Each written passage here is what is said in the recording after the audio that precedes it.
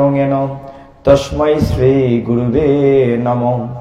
हे कृष्ण करुणा सिंधु दीनबन्धो जगत्पते गोपेश गोपिका कांत राधा कांत नमोस्तुते। तप्त कांचन गौरांगी राधे वृंदावनेश्वरी वृषभानुसुते देवी प्रणमामि हरि प्रिये। नमो महावदन्नाय कृष्ण प्रेम प्रदायते कृष्णाय कृष्ण चैतन्य नाम्ने गौरतीशे नमो। नारायणं नमस्कृत्य नरं चैव नरोत्तमं देवीं सरस्वतीं व्यासं ततो जयमुदीरयेत्। नमोऽयं विष्णुपादाय कृष्णप्रेष्ठाय भूतले श्रीमते भक्तिवेदान्त स्वामिनीति नामिने। नमस्ते सरस्वती देवी गौरवाणी प्रचारिणे निर्विशेष शून्यवादी पाश्चात्य देश तारिणे। वाञ्छाकल्पतरुभ्यश्च कृपा सिन्धुभ्येव च पतितानां पावनेभ्यो वैष्णवेभ्यो नमो नमः। আমরা কৃপা করে হাত তুলি। जय श्री कृष्ण चैतन्य प्रभु नित्यानंद श्री अद्वैत गदाधर श्रीवासादि गौर भक्त वृंद। हरे कृष्ण कृष्ण कृष्ण हरे हरे हरे राम राम राम हरे हरे हरे तत्सत्।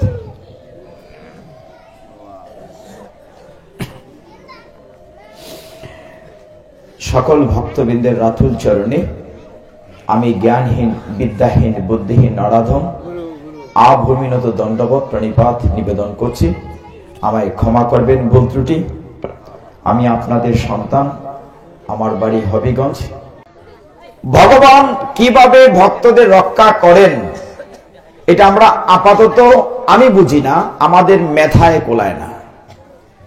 ভগবান বিঘ্ন বিনাশকারী বিপদভঞ্জন মধুসূদন, আমাদের বুঝার জ্ঞান এত স্বল্প, বুঝতে পারি না। আপনারা দেখছেন জয় গীতা চ্যানেল। तोङेन तस्मै श्री गुरुवे नमः। हे कृष्ण करुणा सिंधु दीनबन्धो जगत्पते गोपेश गोपिका कांत राधा कांत नमोस्तुते। तप्त कांचन गौरांगी राधे वृंदावनेश्वरी वृषभानुसुते देवी प्रणमामि हरि प्रिये। नमो महावदन्नाय कृष्ण प्रेम प्रदायते कृष्णाय कृष्ण चैतन्य नाम्ने गौरतीशे नमो। नारायणं नमस्कृत्य नरं चैव नरोत्तमं देवीं सरस्वतीं व्यासं ततो जयमुदीरयेत्। नमोऽयं विष्णुपादाय कृष्णप्रेष्ठाय भूतले श्रीमते भक्तिवेदान्त स्वामिनीति नामिने। नमस्ते सरस्वती देवी गौरवाणी प्रचारिणे निर्विशेष शून्यवादी पाश्चात्य देश तारिणे। वाञ्छाकल्पतरुभ्यश्च कृपा सिन्धुभ्येव च पतितानां पावनेभ्यो वैष्णवेभ्यो नमो नमः। আমরা কৃপা করে হাত তুলি। जय श्री कृष्ण चैतन्य प्रभु नित्यानंद श्री अद्वैत गदाधर श्रीवासादि गौर भक्त वृंद। हरे कृष्ण कृष्ण कृष्ण हरे हरे हरे राम राम राम हरे हरे हरे तत्सत्।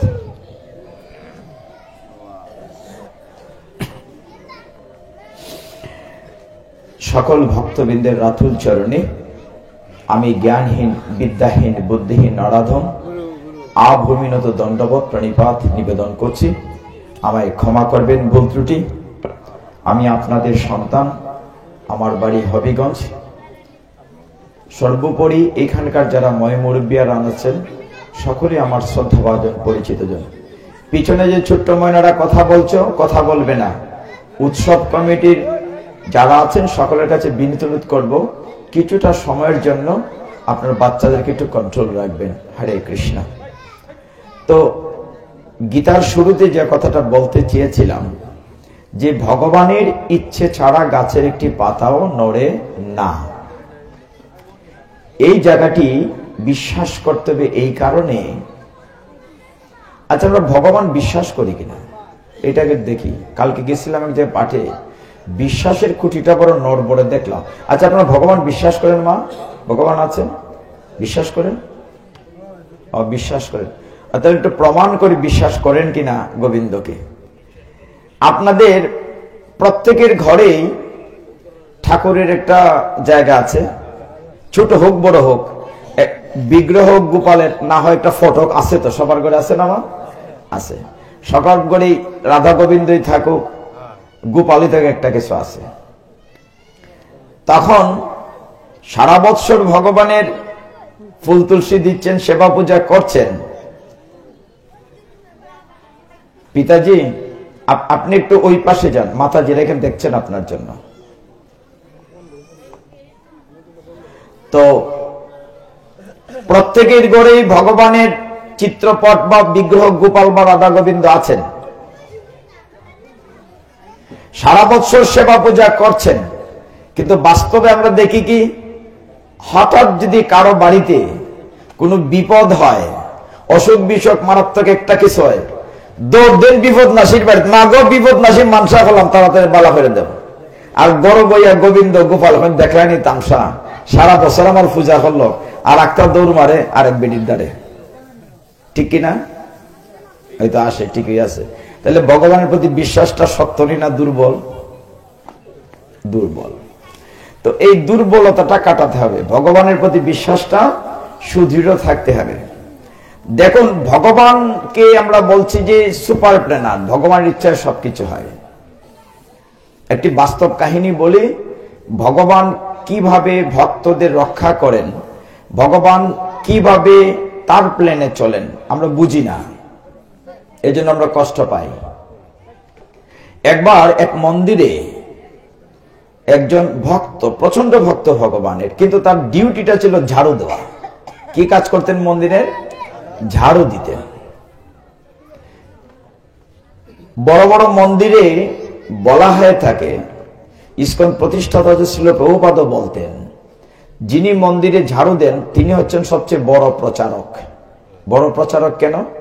বাইরে থেকে যখন মন্দিরে কেউ আসে, দেখবে মন্দিরটা একদম পরিষ্কার পরিচ্ছন্ন, এটা দেখে তার মনটা আনন্দিত হয়ে যায়, পবিত্র স্থান, এটা একটা প্রচার। তো সেই ভক্ত ঝাড়ুদার ভগবানের সাথে কথা বলতেন, এতটাই ভক্ত।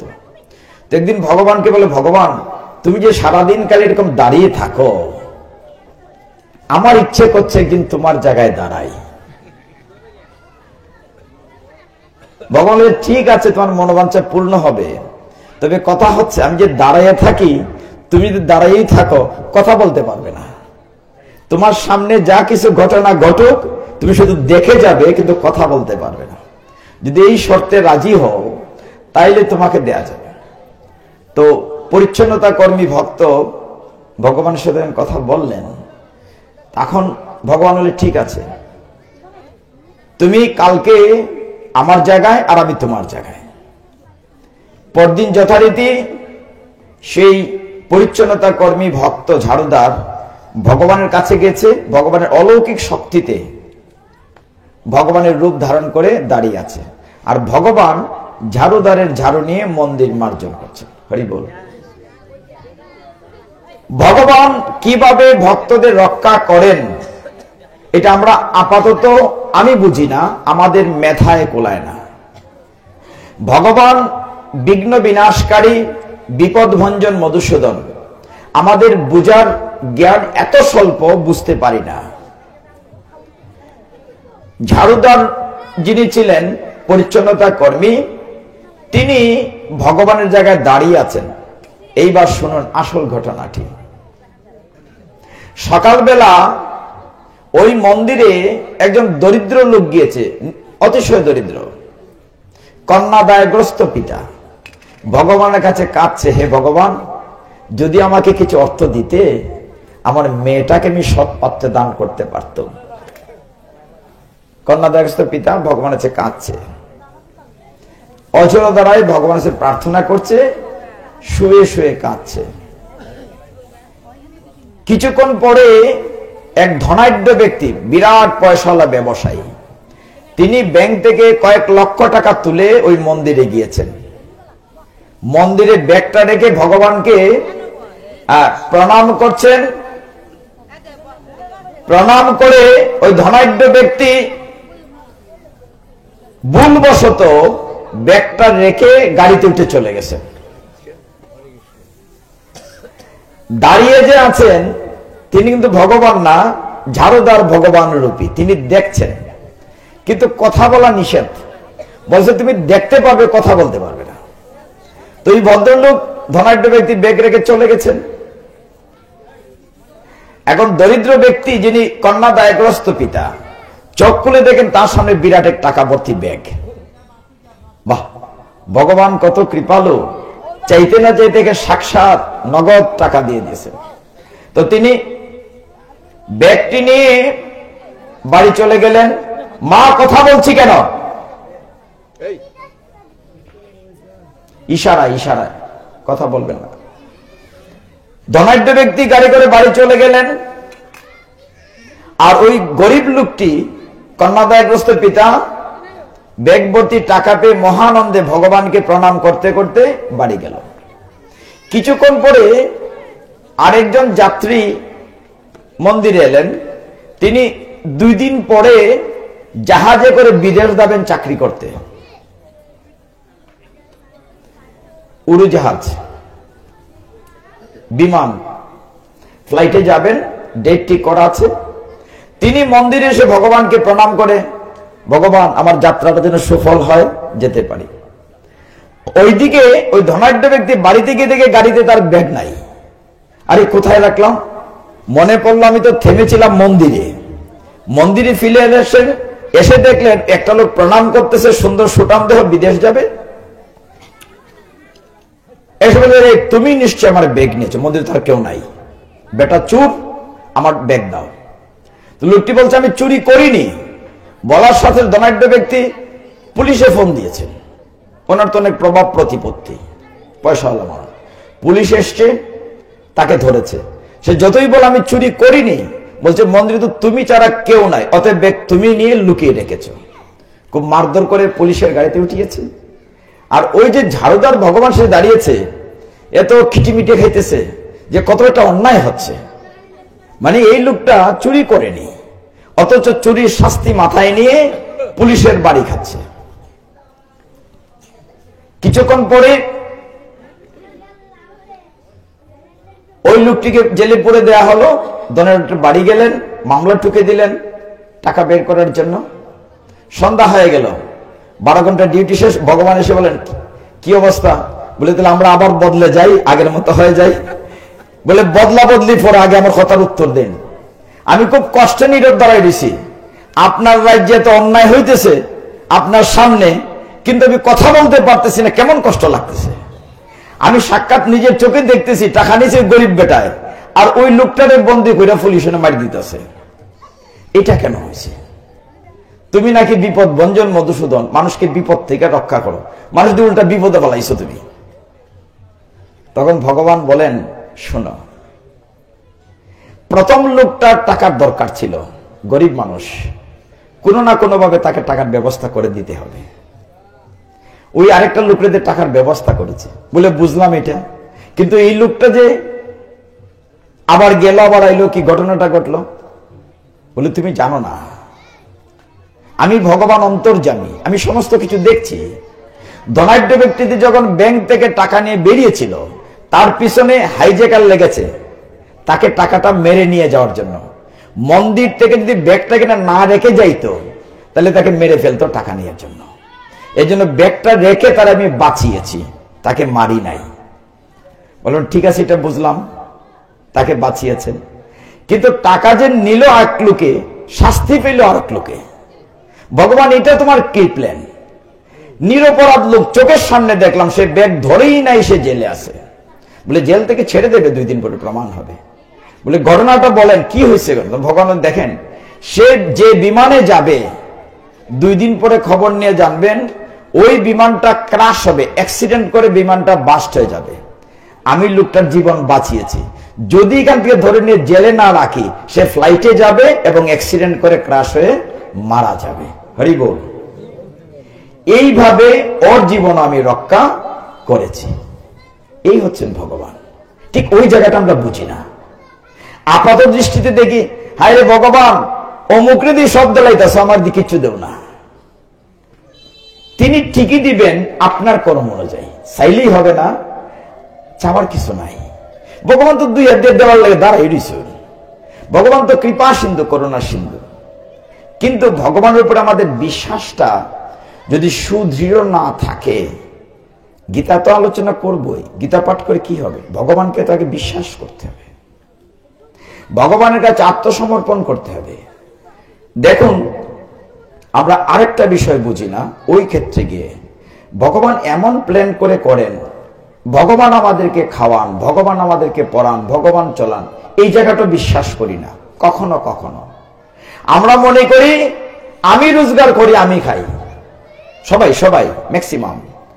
কোথাও কোথাও গীতায় আছে 7ম অধ্যায় 15 নম্বর শ্লোকে, অর্জুনে যখন জানতে চেয়েছিল, 14তে বলছেন সারেন্ডারের কথা। অর্জুনে বলছিল সবাই কি তোমার কাছে আত্মসমর্পণ করে, সবাই কি সারেন্ডার করে? ভগবান বলছিলেন না, 4 প্রকার লোক আমার কাছে সারেন্ডার করে না। মানে এত সুন্দর গীতার উত্তর দিয়েছিলেন। নমাম দুষ্কৃতি নমুরাহ প্রপদ্যন্তে নরাদমাহ মায়া অপরিত জ্ঞানম আসুরম ভাবম আস্মৃতাহ। ভগবান বলছেন যে দুষ্কৃতিকারী, গীতাটা বলেছেন 5000 অধিক বৎসর পূর্বে, কিন্তু এখনো সত্য। এখন কি আমাদের সমাজে দুষ্কৃতিকারী নাই? আছে দুষ্কৃতিকারী বলছেন। তারপরে আসরিক ভাব, যার ভাবটা অসুরের মতো, আমার সমাজে এখন অসুর আছে। এবং বলছেন যে মূর্খ। তারপর বলছেন যার জ্ঞানটি মায়া দ্বারা অপহৃত হয়েছে। অনেকে দেখবেন IAA BA MA লেভেলে পাস করে এমন লেখাপড়া করছে, ভগবান বলে কিছুই নাই। যারা বেশি শিক্ষিত অনেক ক্ষেত্রেই, তো ভগবান বলছেন এরাও বিশ্বাস করে না ভগবান আছে, আত্মসমর্পণ করে না। তো যে কথাটা বলতে চাচ্ছিলাম, দেখেন এই শ্লোকের সাথে ঘটনাটি মিল আছে। আপনাদের পরিবারের একটা ঘটনা। ওই পরিবারে একটা ছেলে ছিল, মানে এরকম জিদ করছে, আরে ভগবান বলে কিছু আছে নাকি? ভগবানে খাওয়ান নাকি? আমি নিজের হাতে খাই। কথা ঠিক কিনা? নিজের হাতে খাই না? আমি রোজগার করি, আমি খাই, ভগবান আবার কেনা? আমি রোজগার করি, আমি খাই। তার মা আবার খুব ভক্ত ছিলেন, ভগবানের ভক্ত। মা বলতেছেন, বাবারে তুমি রোজগার করে খাও, এটা উপলক্ষ, ভগবান খাওয়ান তাই তুমি খাও। ছেলেটি বলল যে না মা, তোমার ভগবান খাওয়ায় না, আমি নিজে খাই।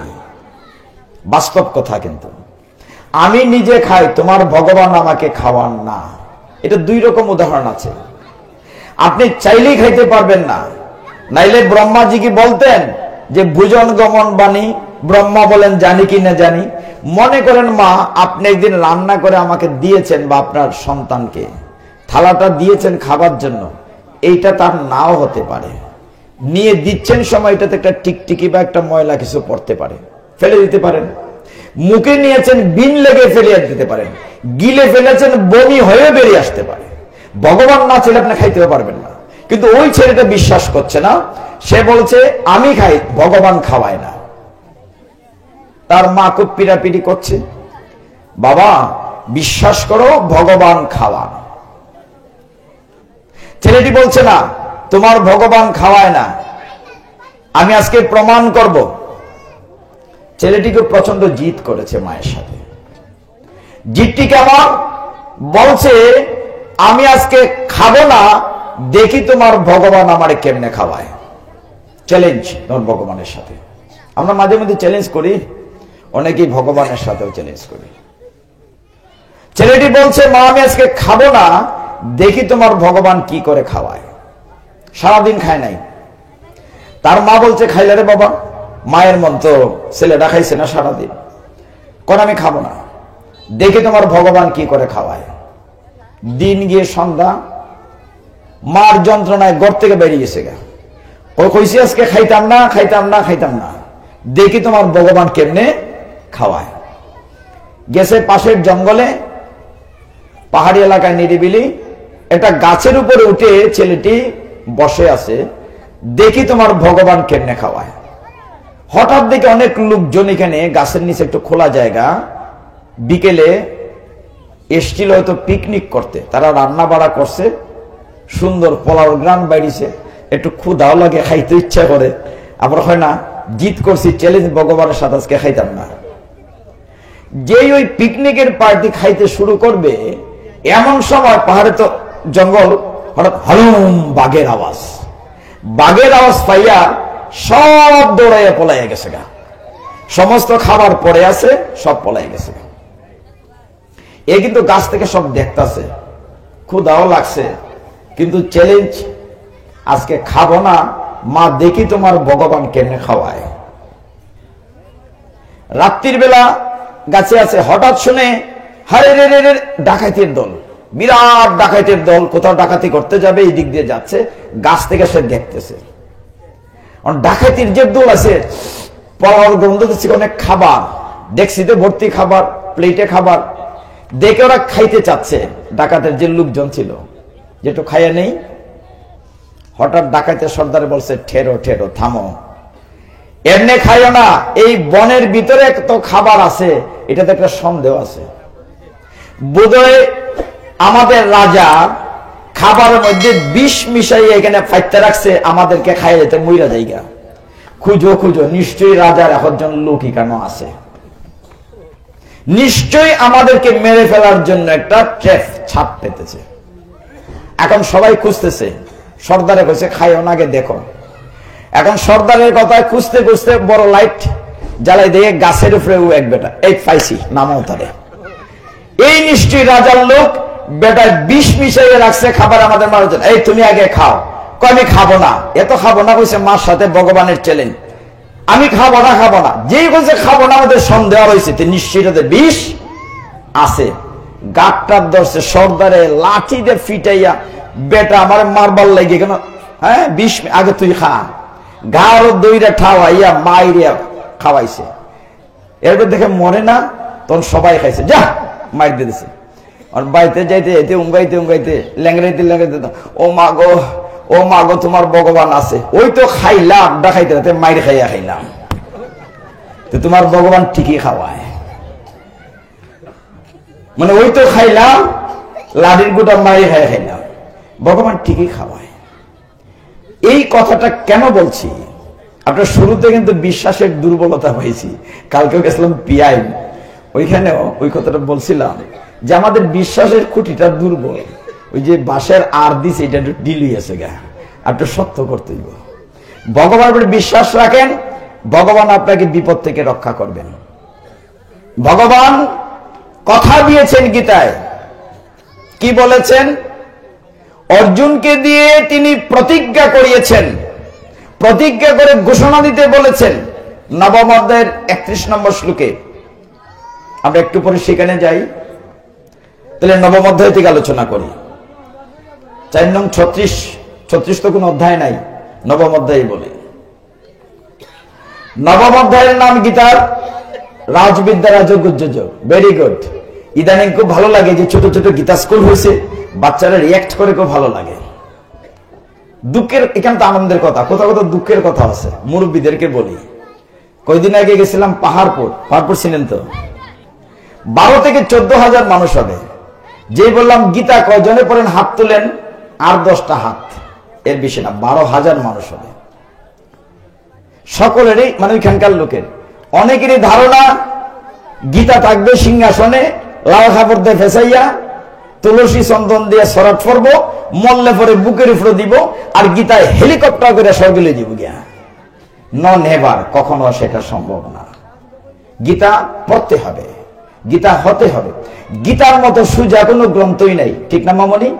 সবচেয়ে সোজা গীতা। সব অধ্যায় আলোচনা করবো না, নবম অধ্যায়টা আলোচনা করি। নবম অধ্যায়টা রাজবিদ্যা রাজযোগ। অদ্ভুত ব্যাপার, এই অধ্যায়ে শুধুমাত্র ভগবান কথা বলেছেন, অর্জুনে কথা বলে নাই, সঞ্জয় বলে নাই, কেউ বলে নাই। 34খানা শ্লোক ভগবান বলেছেন। এই অধ্যায়টাতে প্রত্যেকটা শ্লোক গুহ্য, গুহ্য মানে গোপন জ্ঞান। কারণ ভগবান বলছেন শুরুতেই ইদম তু তে গুহ্যম, গুহ্য বলছে না, গুহ্যম প্রবশ্যাময় অনুসরবে জ্ঞানম বিজ্ঞানম সহিতম জ্ঞেত্তা। ভগবান বলছেন অর্জুন, যে জ্ঞান বিজ্ঞান সমন্বিত এই গুহ্য গোপন জ্ঞানটি অর্জুন আমি তোমাকে দিচ্ছি। অনেকেই প্রশ্নটা আমাদেরকে করেন, অর্জুন তারা ছিলেন 105 ভাই, মানে দুই পক্ষে মিলে, কাকাতো যেটা তো 105 ভাই। ভগবান এই জ্ঞানটি অন্যকে না দিয়ে কেন অর্জুনকে দিলেন? যুধিষ্ঠিরকে দিতে পারতেন, যুধিষ্ঠির তো ধর্মরাজ, কেন অর্জুনকে দিলেন? এই প্রথম শ্লোকে নবম অধ্যায়ে উত্তর দেয়া আছে। ভগবান বলছেন তুমি অনসু হবে, মানে তুমি অনসু মানে তোমার মধ্যে ঈর্ষা নাই, জিলাস। অন্যান্য ভাইদের ভিতরে কম বেশি জিলাস আছে, যেটাকে আমরা বলি 6 নম্বর শত্রু, পরশ্রী কাতরতা, কাম ক্রোধ লোভ মোহ মাৎসর্য। মাৎসর্য মানে জিলাস। অর্জুন তোমার কাছে এটা নেই, এই জন্য আমি তোমাকে জ্ঞানটা দিচ্ছি। ভগবান বলছেন যে অর্জুন দেখো, এই জ্ঞানটা তুমি যদি অর্জন করতে পারো তাহলে বুঝতে পারবে আমি কে।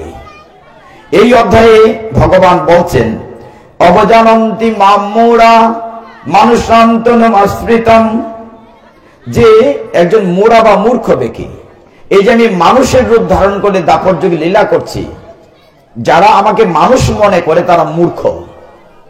অবজানন্তি মাম মূঢ়া। এই অধ্যায়ে ভগবান বলছেন আমি পিতা, পিতামহ, সবকিছু। চমৎকার অধ্যায়টি। সেখানে ভগবান বলছেন পিতামহস্য জগত জগত মাতা ধাতা পিতামহ বেদং পবিত্রং হুঙ্কার ঋক সাম যজুরেবচ। ভগবান কি বলছেন? আমি ঋগ্বেদ, সামবেদ, যজুর্বেদ, আমি পিতা, পিতামহ, ধাতা, সবকিছু। কিন্তু অর্জুনের অবস্থাটা আমাদের, এই যেমন আজকে আমরা মাঠিখানে বসছি উৎসব পবিত্র অঙ্গনে, গীতা সহজে বুঝার নিয়ম হচ্ছে আমরা সকলেই অর্জুন, আমরা কুরুক্ষেত্রের যুদ্ধক্ষেত্রে আছি, তাহলে বুঝতে সুযোগ হইব। মাতা যেটা কইবা, মাতা যেটা তো বলতে পারেন যে অর্জুন তো পুরুষ ছিল, তাহলে আমরা কি করে অর্জুন হই? শাস্ত্র বলছে নারী পুরুষ বলে কিচ্ছু নেই, আমরা সকলেই প্রকৃতি, আর একমাত্র পুরুষ পুরুষোত্তম অনাদিরাদি গোবিন্দ। থাকো থাকো, আপনার আসার দরকার নাই, আমি সরেছি, মাকে দেখছিলাম না, এই যে এখন দেখা যাচ্ছে। তো এইভাবে একমাত্র পুরুষোত্তম অনাদিরাদি গোবিন্দ। এই জন্য এই অধ্যায়ে তিনি বলেছেন গতির বর্তা প্রভু সাক্ষী নিবাস, কি বলছেন তারপরে কি শরণাং সুরিত প্রভব প্রলয় স্থানং নিদানম। তিনি বলছেন অব্যয়ম, তিনি তার কোনো ব্যয় নাই। আমি সকলের গতি, সকলের স্বামী, গতির বর্তা, সবকিছু, প্রভু সাক্ষী নিবাস। ভগবান বলছেন আমি জল প্রদানকারী, বৃষ্টি, আমি সূর্যের আলো, আমি জড় বস্তুতে জীবন দান করি, সবকিছু। এই ক্ষেত্রে ভগবান এই অধ্যায়ের 22 নম্বর শ্লোকটিকে চমৎকার বলেছেন। নবম অধ্যায়ে তো 34টা আলোচনা করা যাবে না, দুই একটা শ্লোক আলোচনা করে 22 নম্বর শ্লোকে বলেছেন অর্জুন যখন জানতে চেয়েছিল আমরা কেমন করে থাকব, কেমন করে জীবন যাপন করব, ভগবান উত্তর দিয়েছিলেন অনন্য চিন্তয়ান্ত মাম যে জনা পর্যয় উপাসতে তেষামে নিত্য অভিযুক্তানাম যুগক্ষেমং বহামি অহম। ভগবান বলছেন যে অনন্য চিত্তে, সব বাদ দিয়ে, সব চিন্তা বাদ দিয়ে, অনন্য চিত্তে যে আমার উপাসনা করে, ভগবান বলছেন আমি তার যুগ এবং ক্ষেম দুটি বহন করি। যুগ এবং ক্ষেম কি? শাস্ত্র বলছে যুগ মানে আপনার যা বিষয় সম্পত্তি আছে, ভগবান বলছেন আমি এগুলো পাহারা দেই। আর ক্ষেম মানে আপনার যা নাই অথচ আপনি চান, ভগবান বলছেন আমি নিজে সেটি কাঁধে করে এনে দিয়ে যাই।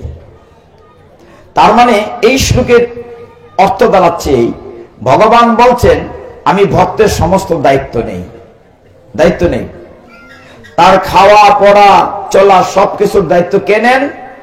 ভগবান নেন। ভগবান গীতায় বলেছেন এই শ্লোকে, বলছেন অনন্য চিন্তয়ন্ত মাম, সব চিন্তা বাদ দিয়ে যে আমার চিন্তা করে। ভগবান বলছেন যুগক্ষেমং বহামি অহম, আমি ভক্তের বোঝা বহন করি। এই নিয়ে অনেকবার আমি অর্জুন মিশ্রের কাহিনী বলেছি, আজকে বলবো না, অন্য একটি কথা বলবো। দেখবেন ভগবান কিভাবে ভক্তের দায়িত্ব নেন, একটি সত্য কাহিনী বলবো।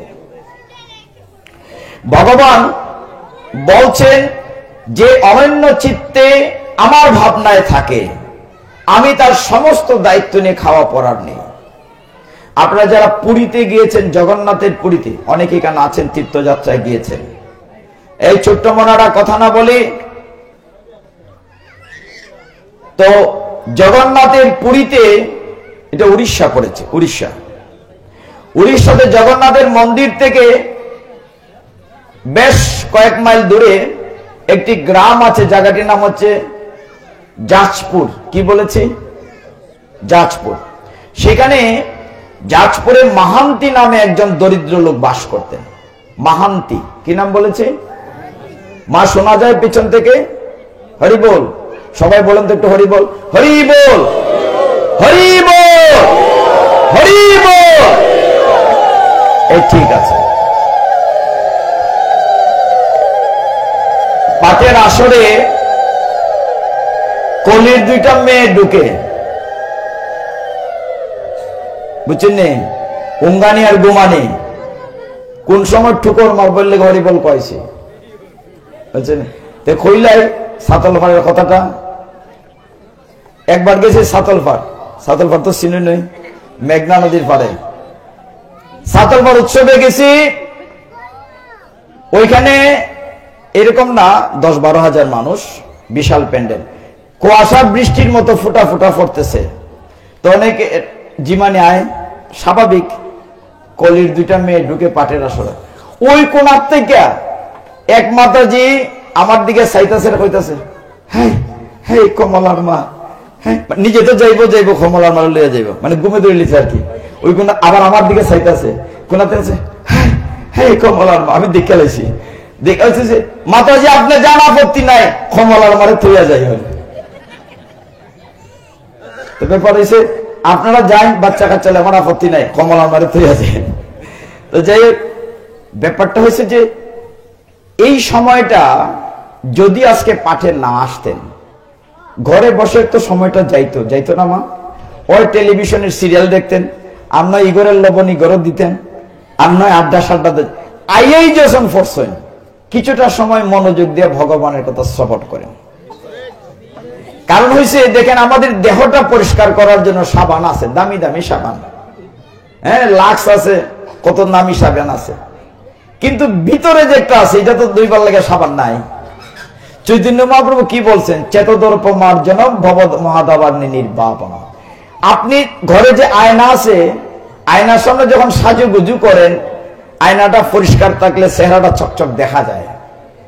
আর আমাদের ভিতরে যে চিত্ত দর্পণ, হৃদয়ের যে আয়না আছে, যেখানে ভগবানের চেহারাটা ভাসাবো, ওইটা যদি ময়লা থাকে, মায়ার মল, ভগবান কি দেখা যাবে?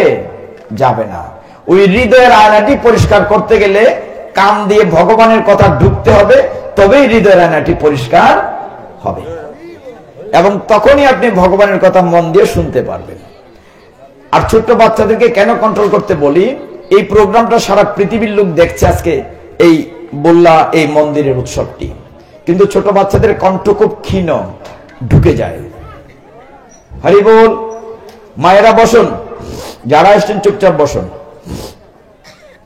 তো সেই ভক্তের নাম ছিল মাহান্তি। কি বলেছি? মাহান্তি। বাড়ি হচ্ছে যাজপুর, উড়িষ্যাতেই বেশ দূরে একটা গ্রামে।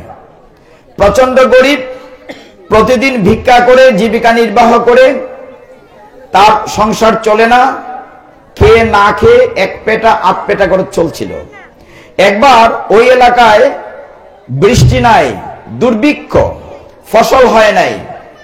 এখন ভিক্ষে করতে যে যাবে, তাদের নিজের ঘরেই কিছু নাই, ভিক্ষা কি দেবে? একদিন দুই দিন ভিক্ষা পায় নাই, খুব গরিব।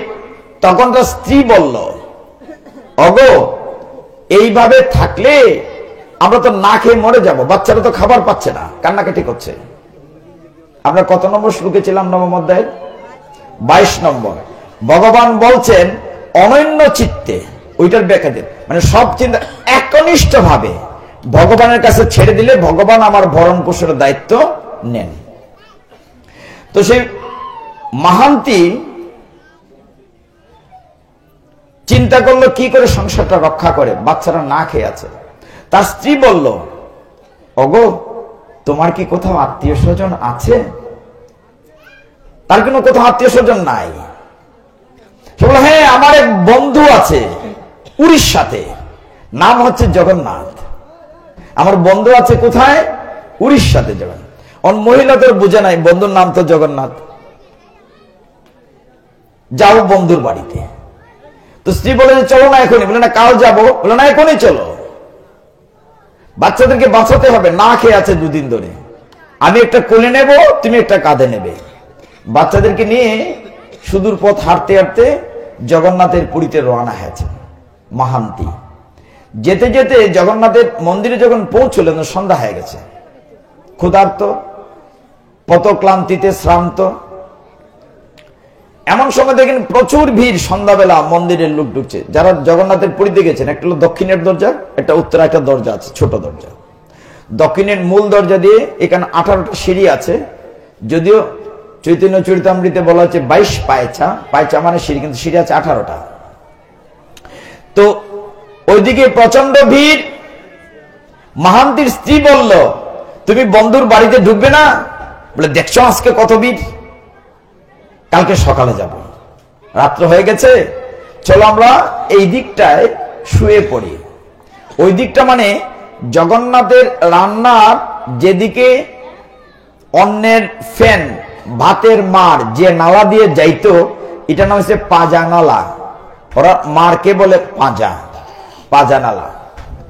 ওরা কি করলো যে ওই নালার পারে ছেলে সন্তান বাচ্চাদেরকে নিয়ে পাতিলের মাটির হাড়ি দিয়ে ওই যে ফ্যান দুই একটা অন্য ভেসে আসছে, ওইটা নিজেও খাইলো, বাচ্চাদেরকে খাওয়াইলো। কেবল আজকে শুয়ে থাকি, আগামীকাল বন্ধুর করে ঢুকবো।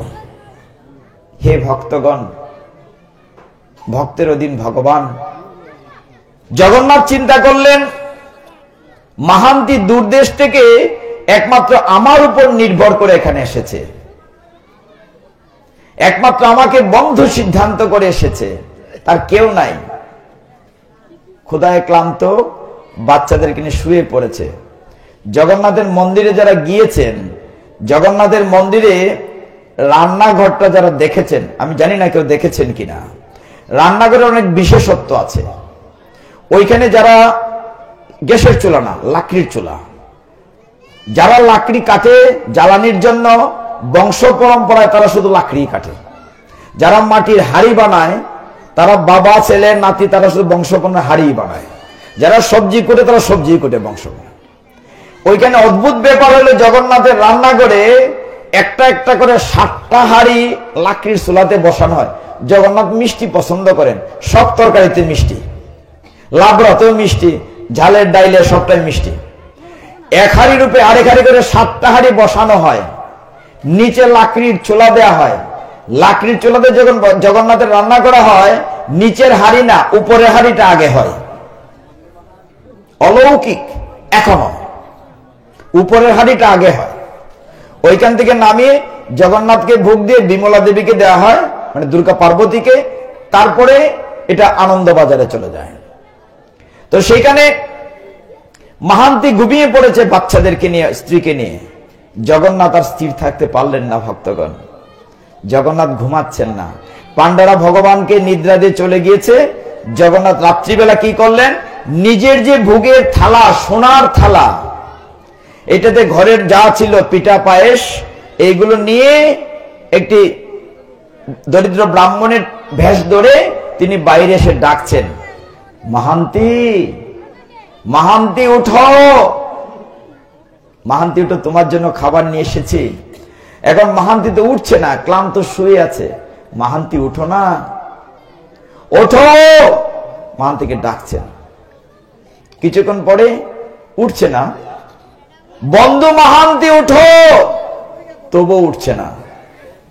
জগন্নাথ বললেন, এই যাজপুরের বন্ধু মাহান্তি উঠো। এইবার ধর পড়ছে যে যাজপুর থেকে তো একমাত্র আমি এসেছি, মাহান্তি নামে আর কেউ থাকতে পারে, কিন্তু যাজপুর থেকে নিশ্চয়ই আমাকে কেউ ডাকছে।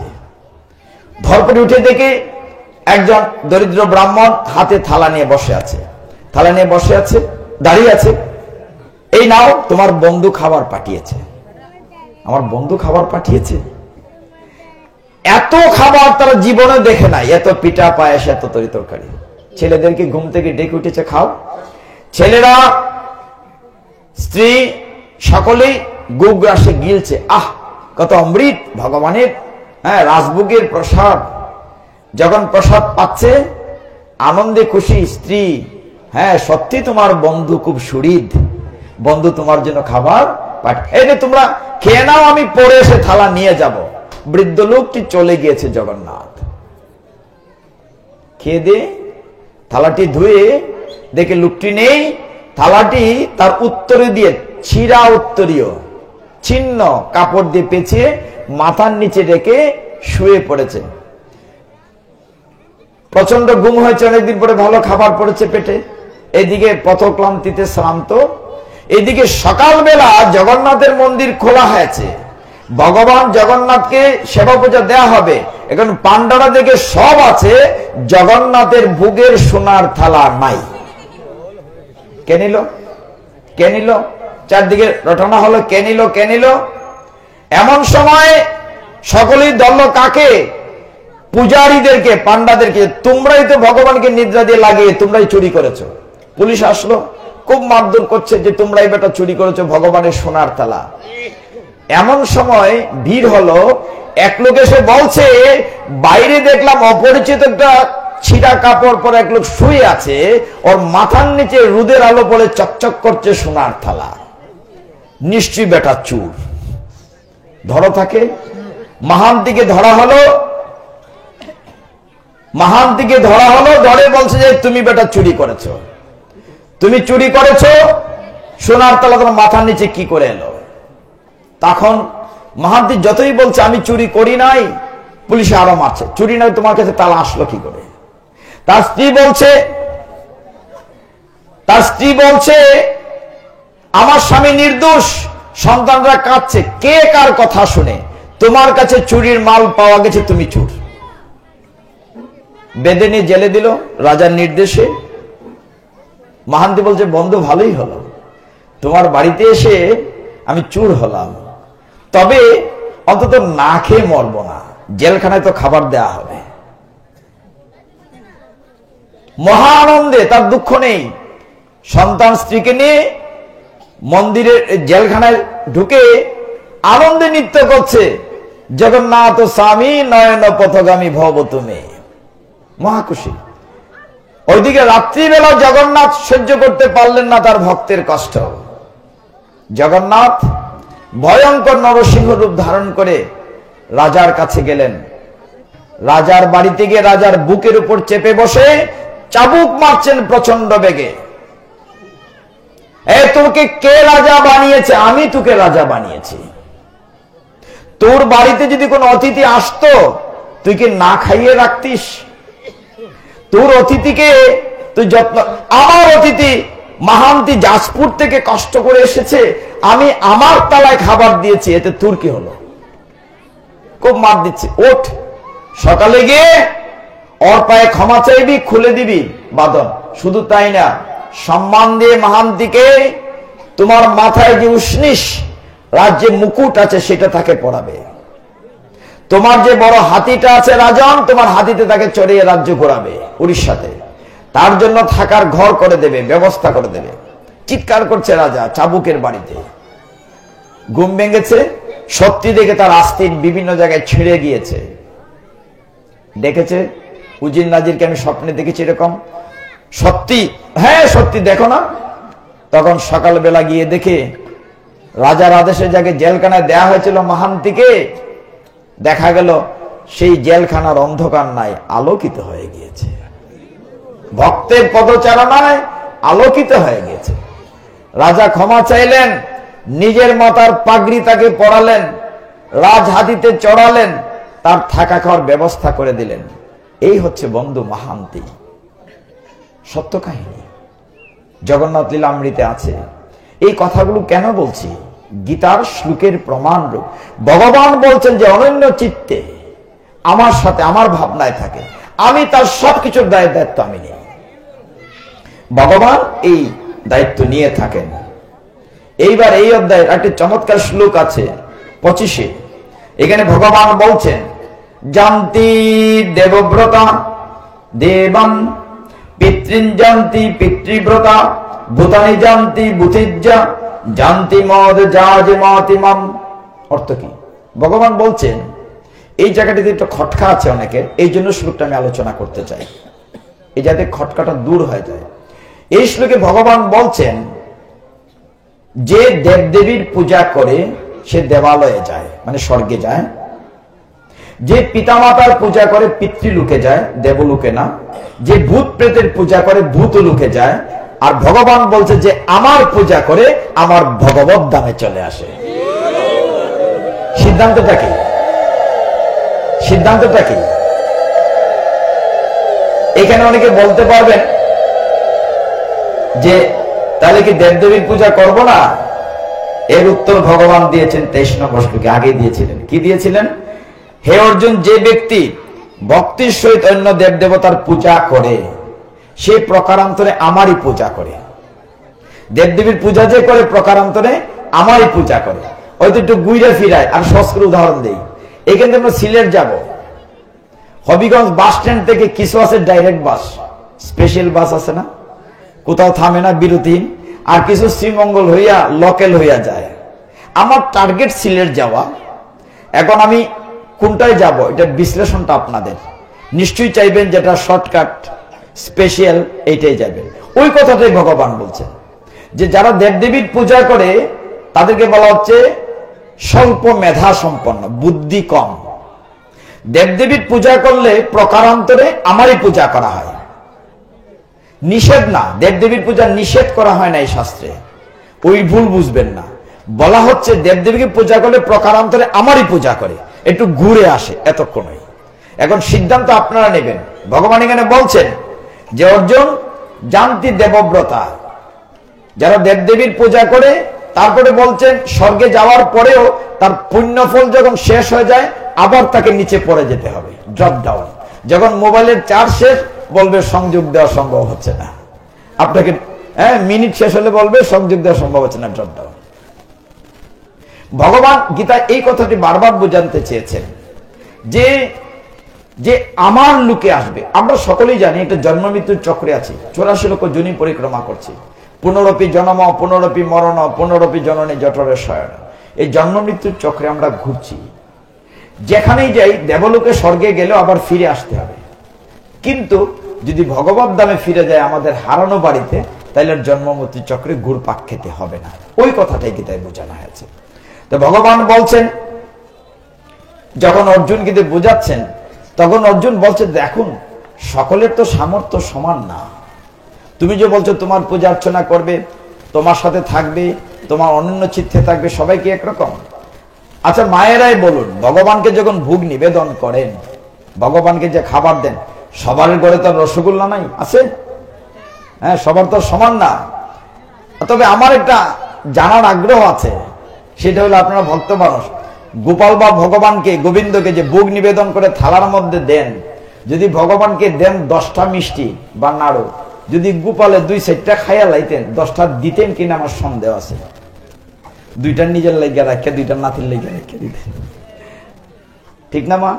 যদি গোপালে সত্যি সত্যি খাই লিতেন, 10টা দিতেন কিনা সন্দেহ আছে।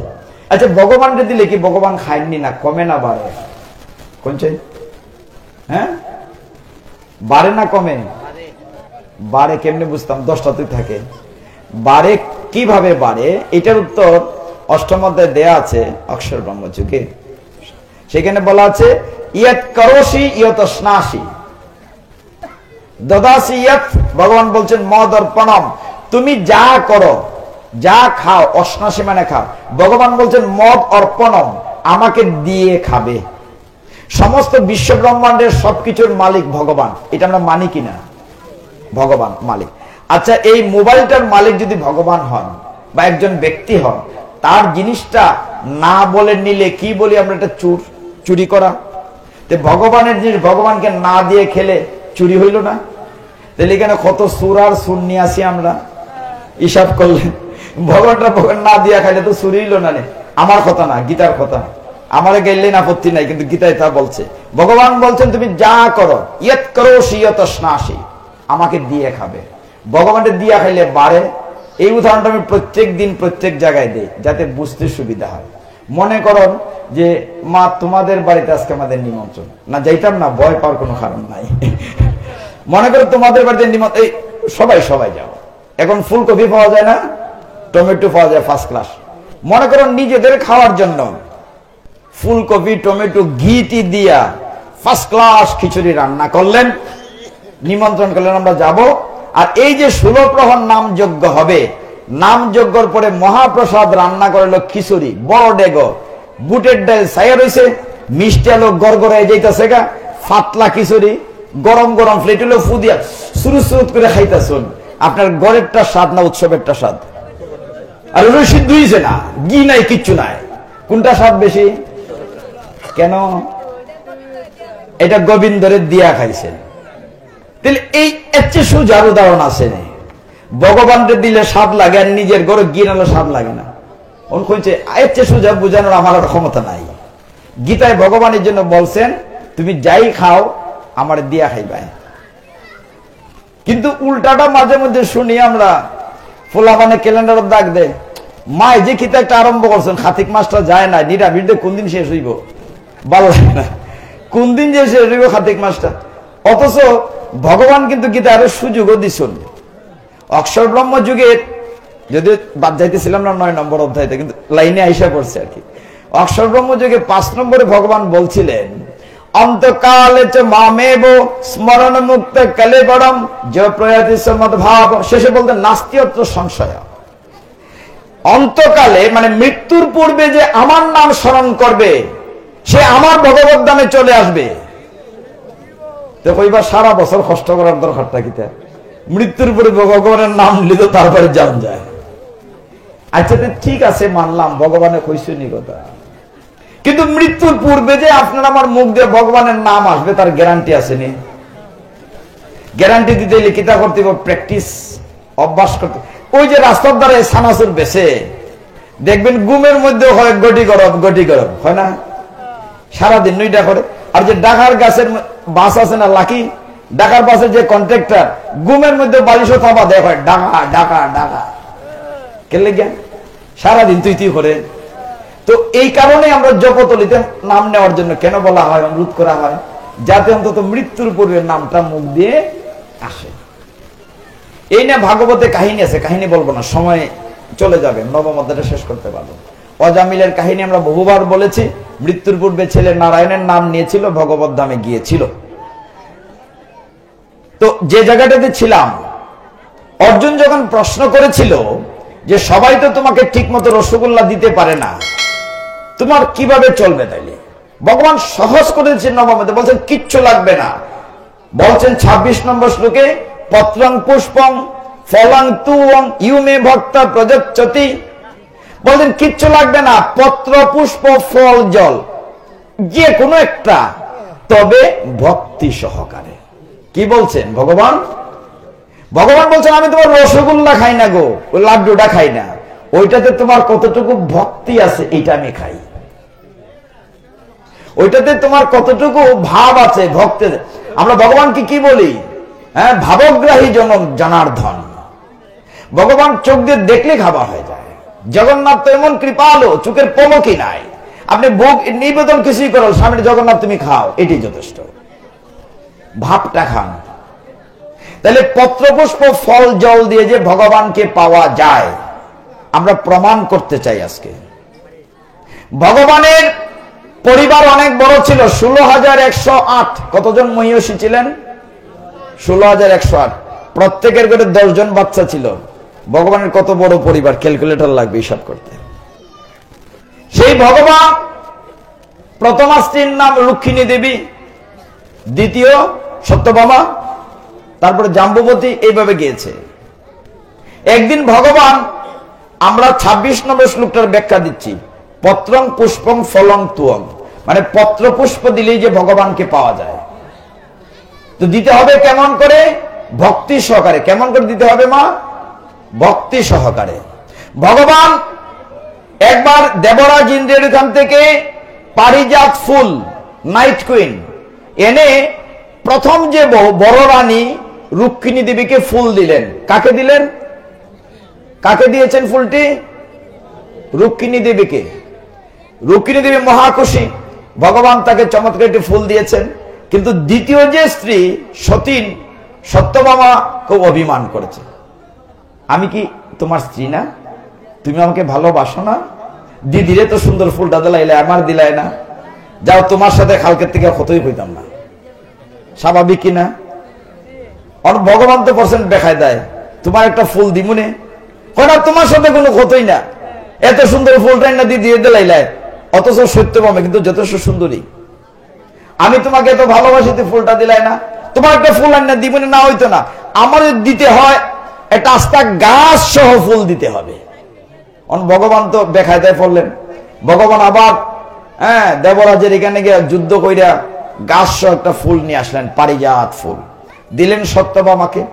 সত্যভামা ওইটা পেয়ে মহাখুশি, এটা অনুষ্ঠান করতে চাইলেন, আমরা যেটা বলি ট্রিট দিতে চাইলেন, এটা খানিদানির ব্যবস্থা হোক। হে নারদ, তুমি ব্যবস্থা করো। নারদ তো এক পায়ে খাড়া, সেবার জন্য আয়োজন করলো বিরাজ অনুষ্ঠানের। অনুষ্ঠান আয়োজন করলো। অনুষ্ঠান দেখে ভগবান কিন্তু অহংকারীকে পছন্দ করেন না। দর্পহারী মধুসূদন, সত্যভামার অহংকার হয়েছে, রূপের অহংকার, গুণের অহংকার, ইত্যাদি ইত্যাদি। ভগবান চেয়েছেন সে অহংকারটা ক্ষুণ্ণ করার জন্য। এই পর্যায়ে সত্যভামা খুশি হয়ে নারদ মুনিকে বললেন, হে নারদ পুত্র, তুমি তো সুন্দর অনুষ্ঠান করেছো, আমি তোমাকে একটি বর দিতে চাই। কয়টা বর? একটি বর। আমি যা চাই তা দেবে তো? বলে নিশ্চয়ই দেব, তুমি কি চাও? ভগবানের সাথে নারদের চোখে চোখে কথা হয়েছে, এইবার সত্যভামাকে আমি শাস্তি দেব। ভগবান বললেন ইশারায়, আর নারদ মুনি বললেন প্রকাশে। কি বললেন? মা আমি যা চাই দেবে তো? বলে হ্যাঁ নিশ্চয়ই দেব। সত্যভামার অহংকার, আমি তো রাজরানী, আমরা 16,108 সতীন আছি, আমাদের কি অলংকারের অভাব আছে? টাকা পয়সার অভাব আছে? যা চাই তাই দেব। নারদ মুনি বললেন আমি তো ঘুরে ঘুরে খাই, আমি অলংকার পত্র নিয়ে কি করব? আমাকে কৃষ্ণকে দিয়ে দাও। কি চাইলেন? কৃষ্ণকে দিয়ে দাও। কোন বিবাহিতা স্ত্রীকে স্বামীকে দেবে? দেবে? জান থাকতে দেবে? দেবে না। সতী সাধ্বী স্ত্রী। সত্যমা কাজ না, তুমি অন্য কিছু চাও, অন্য কিছু চাও। বলে অন্য কিছু না, তুমি আগেই কথা দিয়েছো, আমি যা চাই তাই দেবে, আমাকে কৃষ্ণই দিতে হবে। বিচার বসলো, তার বদলা কিচ্ছু দাও। বলে হ্যাঁ, একটা বিকল্প হইতে পারে, কৃষ্ণের ওজনের সমান যদি ধন রত্ন দাও, তবে সূর্য ডুবার আগে, নাইলে আমি কৃষ্ণ লয়ে যাবো গিয়া। সত্যভামার আবার অহংকার হইল। আর আমরা 16,000-এর উপরে আছি সতীন। সতীন কইনি নাকি? তা কয় সতীনের তুই কয়। আমরা যদি একটা দুইটা কইটা বালা দেই, কৃষ্ণর ওজনের কত হইব? 2 মনে হইল দেলাই না। কৃষ্ণ তো ঘটনাটা ঘটাইতেছেন, তাই ফাল্লার একদিকে চুপচাপ বইয়া রয়েছে, আর একদিকে সত্যময় আনো, আরো আনো, ফাল্লাতে সোনা, রূপা, অলংকার, হীরা জোর দিতেছেন। সারাদিন গেছে গা, কৃষ্ণের সমান হয় না। সন্ধ্যা হয় তাই দিতেছে, তাড়াতাড়ি করো, সূর্য ডুববে যেতেছে, তুমি এখনো সমান সমান দিতে পারছো না, আমি কৃষ্ণের লয়ে যাই গিয়া। সন্ধ্যা হয়ে যাচ্ছে, এমন সময় সত্যভামার জ্ঞান আসলো, সর্বনাশ, কৃষ্ণের ওজন তো এতটা হওয়ার কথা না, এত দিলাম তার সমান হচ্ছে না, ঘটনা কি? কৃষ্ণের কাছে জোর হাত করে, হে স্বামী, আমার কোথায় অপরাধ হয়েছে, কোথায় ভুল হয়েছে? বলে আমার কাছে কোন অপরাধ, দিদির কাছে যাও, রুক্মিণীর কাছে যাও। অপরাধ করেছ দিদির কাছে। রুক্মিণীর কাছে গিয়ে কাঁদতেছে, ওগো দিদি, বড় জাল, জাল না সতীন, বলছে যে আমার তো অপরাধ হয়ে গেছে। তখন রুক্মিণীর গীতার শ্লোকটা মনে পড়ল, নবম অধ্যায়ের 26 নম্বর। ভগবান কি বলছেন? পত্রং পুষ্পং ফলং, পত্র দিব, সব নামাও পাল্লাতে, কিচ্ছু লাগবে না। আজকে দেখবো নাম বড় না নামই বড়। একখানা তুলসী পাতায় আনলেন রুক্মিণী দেবী, তাতে লিখলেন শ্রীকৃষ্ণ। একদিকে কৃষ্ণ বসা, আর একদিকে এটা তুলসী পাতা, নিত্য হয়ে গেল সমানে সমান, সমানে সমান নিত্য হয়ে গেল।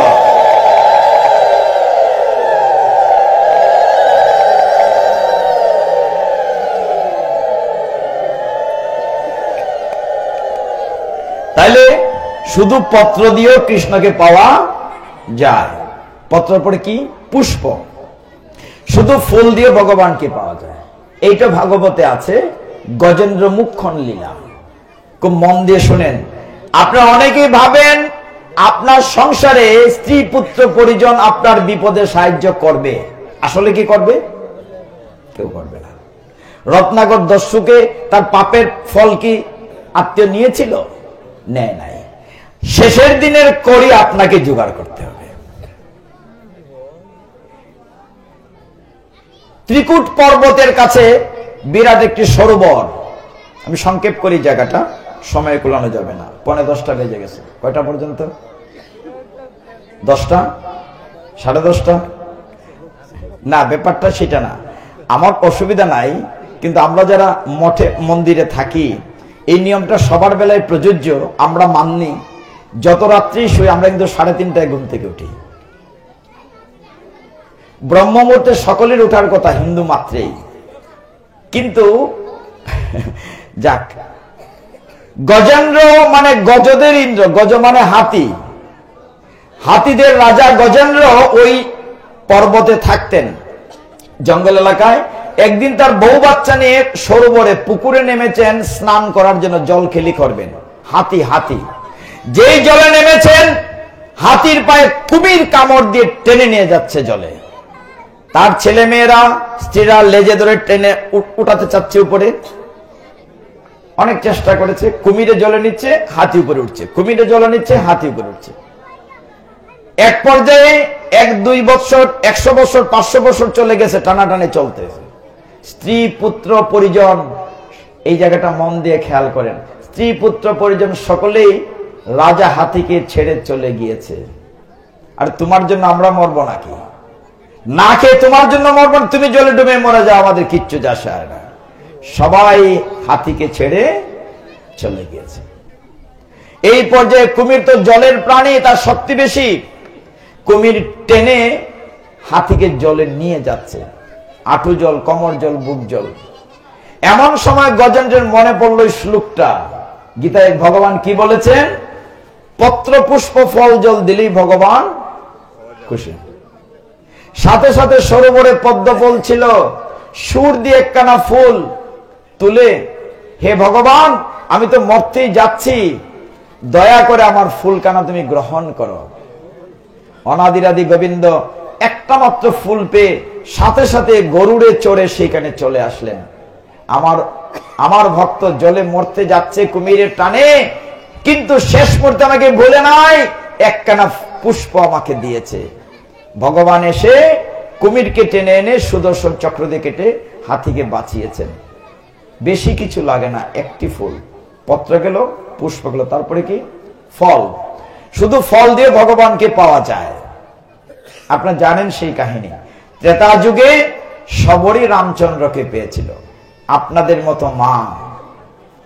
শবরীর একটা ইচ্ছে ছিল, রঘুপতি রাঘব রাজা রাম ভগবানকে নিজের হাতে খাওয়াবে ফল। জঙ্গলে থাকে, শবরী কি করত?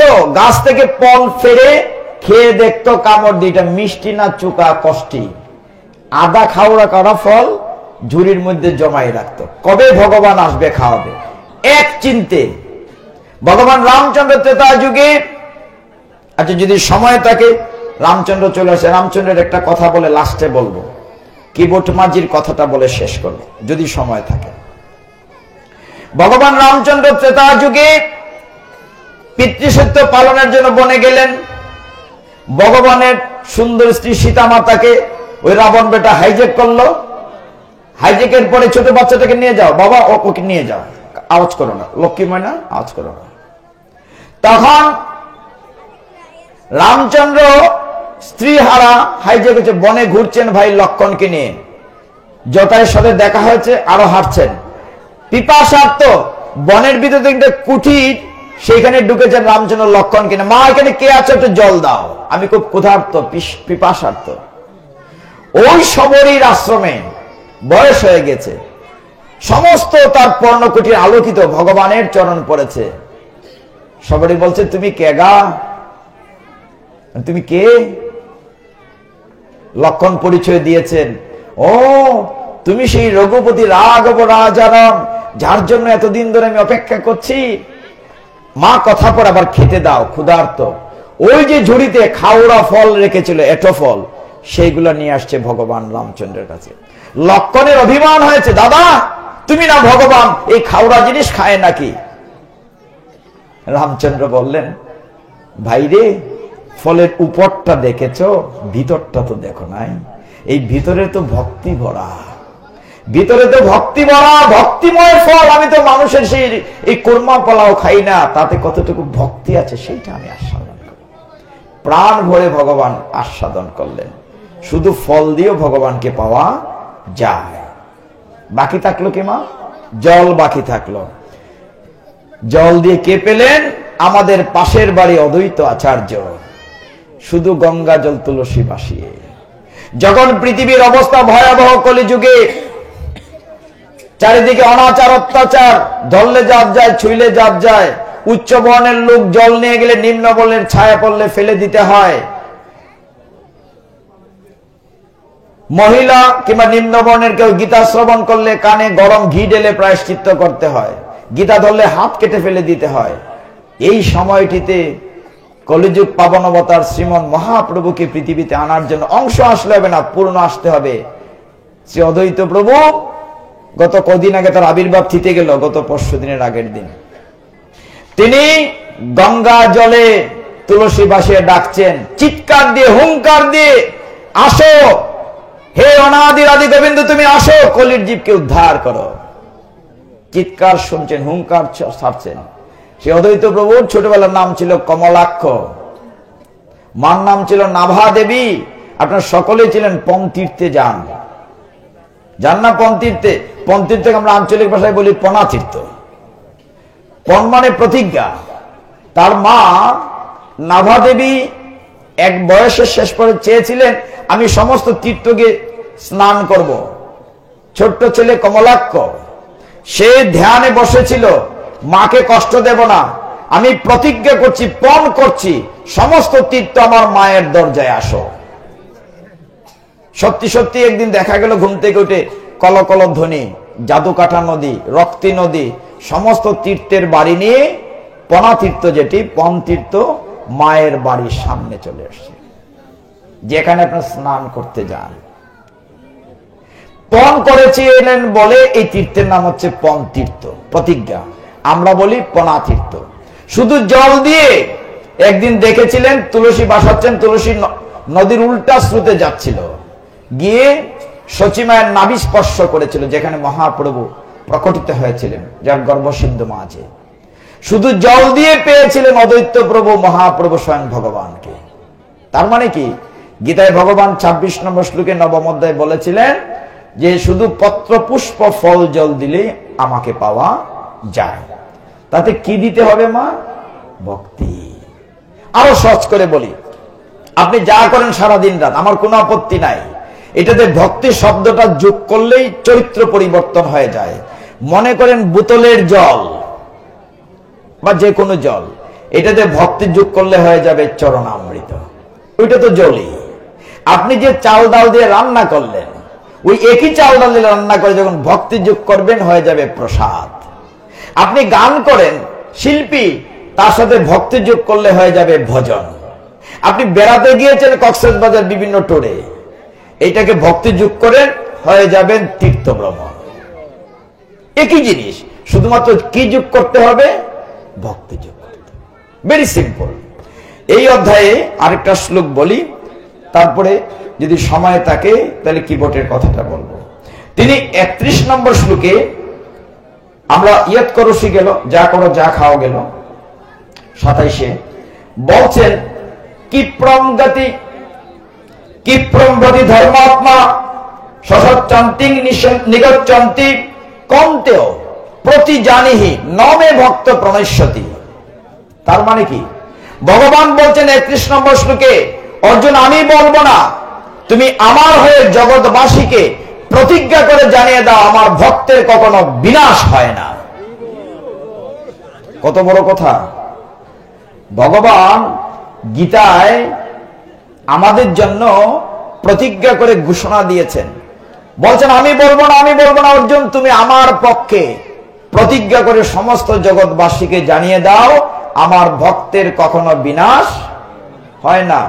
এটা বহু প্রমাণ আছে, এটা নিয়ে বললে অনেক লম্বা হয়ে যায়, ছোট একটা প্রমাণ বলি। কুরুক্ষেত্রের যুদ্ধক্ষেত্রে মনে রাখবো কথাটি, ভগবান বলছেন তার ভক্তের কখনো বিনাশ হয় না। কুরুক্ষেত্রের যুদ্ধক্ষেত্রে কৌরব পক্ষের 10 দিন সেনাপতি ছিলেন বিশ্বদেব। কে ছিলেন? বিশ্বদেব। কিন্তু স্বেচ্ছামৃত্যু বর পেয়েছিলেন পিতা শান্তনুর কাছ থেকে। 10ম দিনে তার যখন তীর গিতেছিল, তিনি শরশয্যায় শুয়েছিলেন 58 দিন। কুরুক্ষেত্রের যুদ্ধক্ষেত্রে কতদিন ছিলেন? 58 দিন, 58 days he laid on the battlefield, Kurukshetra. তো সেইখানে থাকা অবস্থায় 10 দিন পরে ভীম কি করছে? দুর্যোধন দুঃশাসন একটা ভাই ধরে আর আসার মাইরা মারে। ভাইয়েরা চিৎকার করে দুর্যোধনকে ডাকে, দাদা বাঁচাও। দাদা তো মারাইতে পারে না। কেন পারে না? মা মন দিয়ে শুনেন। অর্জুনের একটা ছেলে ছিল, তার নাম ছিল অভিমন্যু। কি নাম? কি নাম বলেছি? অভিমন্যু। অভিমন্যু এমন একটা তীর মারত, ফায়ার রিং, চারদিকে আগুনের বলয় হতো, দুর্যোধন আসতে পারত না। এক এক করে ভীমের অনেক ভাই মারা গিয়েছে। এমন সময় কৌরব পক্ষের সিদ্ধান্ত হলো যে এইভাবে যদি আমার ভাই মারা যায় তাহলে আমরা যুদ্ধে হেরে যাব। কাকে মারতে হবে? আগে অভিমন্যুকে মারতে হবে, নাহলে আমরা যুদ্ধে হেরে যাব। অভিমন্যুকে মারা যে সহজ না। বাপার বেটা, অর্জুনের ছেলে, সব্যসাচীর ছেলে। এখন মায়েদের একটা ছোট্ট কথা বলি। অনেক শাশুড়ি মা বৌমারা যখন সন্তান সম্ভবা হন, তখন বলেন গীতা ভাগবত পাঠে যাবে না, ঠাকুর ঘরে যাবে না। নিয়ম হচ্ছে এই সময় বেশি করে ভাগবত শুনতে হবে, গীতা শুনতে হবে। আপনারা জানেন প্রহ্লাদ মহারাজার যখন তার মা কয়াদুর গর্ভে ছিলেন, দেবরাজ ইন্দ্র যখন কয়াদুকে হাইজ্যাক করে ফেলছিলেন, তখন কয়াদুকে নিয়ে গেছিলেন নারদমুনি তার আশ্রমে। নারদমুনির আশ্রমে থেকে গর্ভ থেকে ভাগবত তত্ত্ব শুনেছিলেন প্রহ্লাদ মহারাজ। অর্জুন তার স্ত্রীকে যখন চক্রবয়ে ঢুকার এবং বেরোনোর নিয়ম বলছিলেন, স্ত্রীকে অর্ধেক শোনার পরে স্ত্রী ঘুমিয়ে পড়েছিলেন। গর্ভস্থ সন্তান অভিমন্যু ঘুমিয়ে পড়েছিলেন। এই কারণে অর্ধেকটা শুনেছে অভিমন্যু, বেরোনোরটা শুনে নাই। লাভ না ক্ষতি হয়েছে? ক্ষতি হয়েছে না? এখন দেখেন যুদ্ধ চিন্তা করলো কৌরব পক্ষ, যে করেই হোক অভিমন্যুকে মারতে হবে। তখন অভিমন্যুকে কে মারবে বলে আমরা সকলে চক্রব্যূহ তৈরি করে তাকে ভিতরে ঢুকে মেরে ফেলবো। বলে ভিতরে ঢুকে যে মারবে, অর্জুন তো ঢুকতেও জানে, বেরোতেও জানে।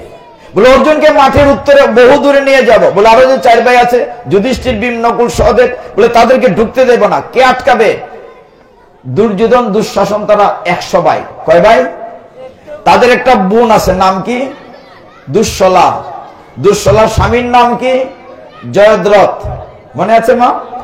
জয়দ্রথ বলল তার সম্বন্ধী দুর্যোধনকে, দাদা তুমি চিন্তা করো না, আমি শিবের প্রার্থনায় এমন এক শক্তি পাইছি, 24 ঘন্টা আমার সাথে কেউ পারত না।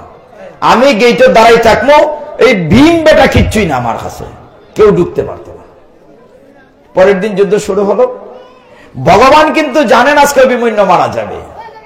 ভগবান রথখানা নিয়ে অর্জুনকে নিয়ে অনেক দূরে উত্তরের মাঠে চলে গিয়েছেন। এমন সময় অভিমন্যু ভিতরে ঢুকেছে, চক্রব্যূহের ভিতরে। আসো ভিতরে আসো, সবাই ডাকছে। সপ্তরথী, দুর্যোধন দুঃশাসন, কর্ণ, সবাই ডাকছে আসো ভিতরে। অভিমন্যু কিন্তু অনেক বড় যোদ্ধা, যখন ভিতরে ঢুকেছে সবাই তাকে একসাথে অ্যাটাক করছে। হে ভক্তগণ, মন দিয়ে শুনুন, সদ্য বিবাহিত একটি ছেলে, তার স্ত্রী, সন্তান সম্ভব উত্তরা, তার গর্ভে মহারাজ পরীক্ষিত আসবেন, সেই অবস্থায় ছেলেটি যুদ্ধক্ষেত্রে ঢুকেছে। সবাই একসাথে অ্যাটাক করেছে, এমন ভাবে আক্রমণ করেছে, রক্তাক্ত করছে। ওইদিকে অর্জুন আর কৃষ্ণ দূরে মাঠে অভিমন্যুকে আঘাত করে কৃষ্ণ বুকে ধরেন। অর্জুন বলছে, হে জনার্দন, আমার মনটা বড় কু ডাকছে, মনে হয় আমার ছেলের কোনো বিপদ হয়েছে, রথখানা ঘুরিয়ে চলো প্রভু। দুপুর হয়ে গিয়েছে, অভিমন্যুকে সবাই অ্যাটাক করছে।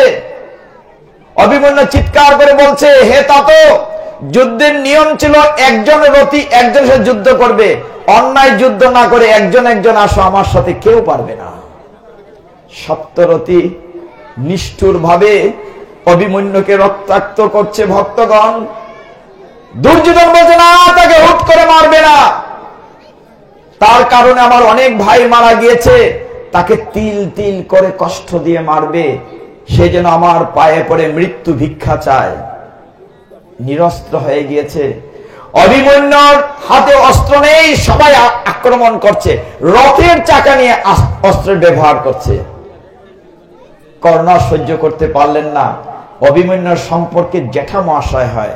কর্ণ রথ থেকে নেমে তলোয়ার দিয়ে এপুর করে অভিমন্যুকে মেরে ফেললেন, মুক্তি দিলেন কষ্ট থেকে। মাটিতে পড়ে গেল, মুখ দিয়ে গল গল করে রক্ত ঝরছে, তার মাথার উপরে দুর্যোধন পা দিয়ে পিষে নিচ্ছে, বলছে, রে দুরাচার, তোর কারণে আমার অনেক ভাই মারা গিয়েছে, এখনো সময় আছে, আমার কাছে মৃত্যু ভিক্ষা চা।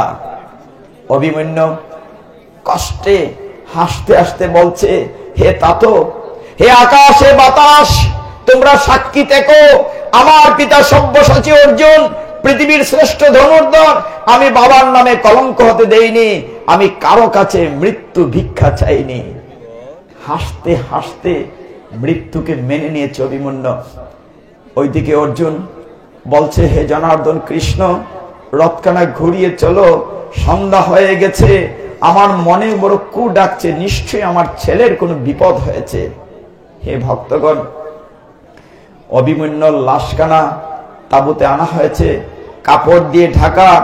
অর্জুন যখন কাপড় খুলে দেখলো তার প্রিয় পুত্রের ক্ষত বিক্ষত লাশ। কে মেরেছে আমার পুত্র অভিমন্যুকে? দাদা যুধিষ্ঠির, তুমি কোথায় ছিলে? দাদা ভীম, তুমি কোথায় ছিলে?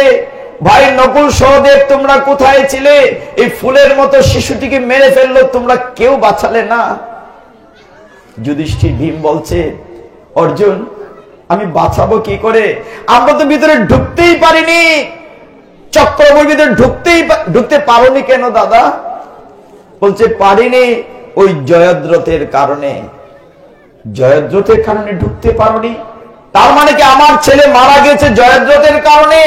না না না, আজকে আমার ছেলের শেষকৃত্য হবে না, দাহ হবে না, লাশ থেকে যাবে। আমি অর্জুন, আমি ক্ষত্রিয় প্রতিজ্ঞা করছি, আগামীকাল সূর্য ডুবার পূর্বে আমি জয়দ্রথকে হত্যা করব। দুটি লাশ একসাথে দেওয়া হবে। আর যদি সূর্য অস্তের পূর্বে তাকে হত্যা করতে না পারি, আমি অর্জুন অগ্নি সমাধি নেব।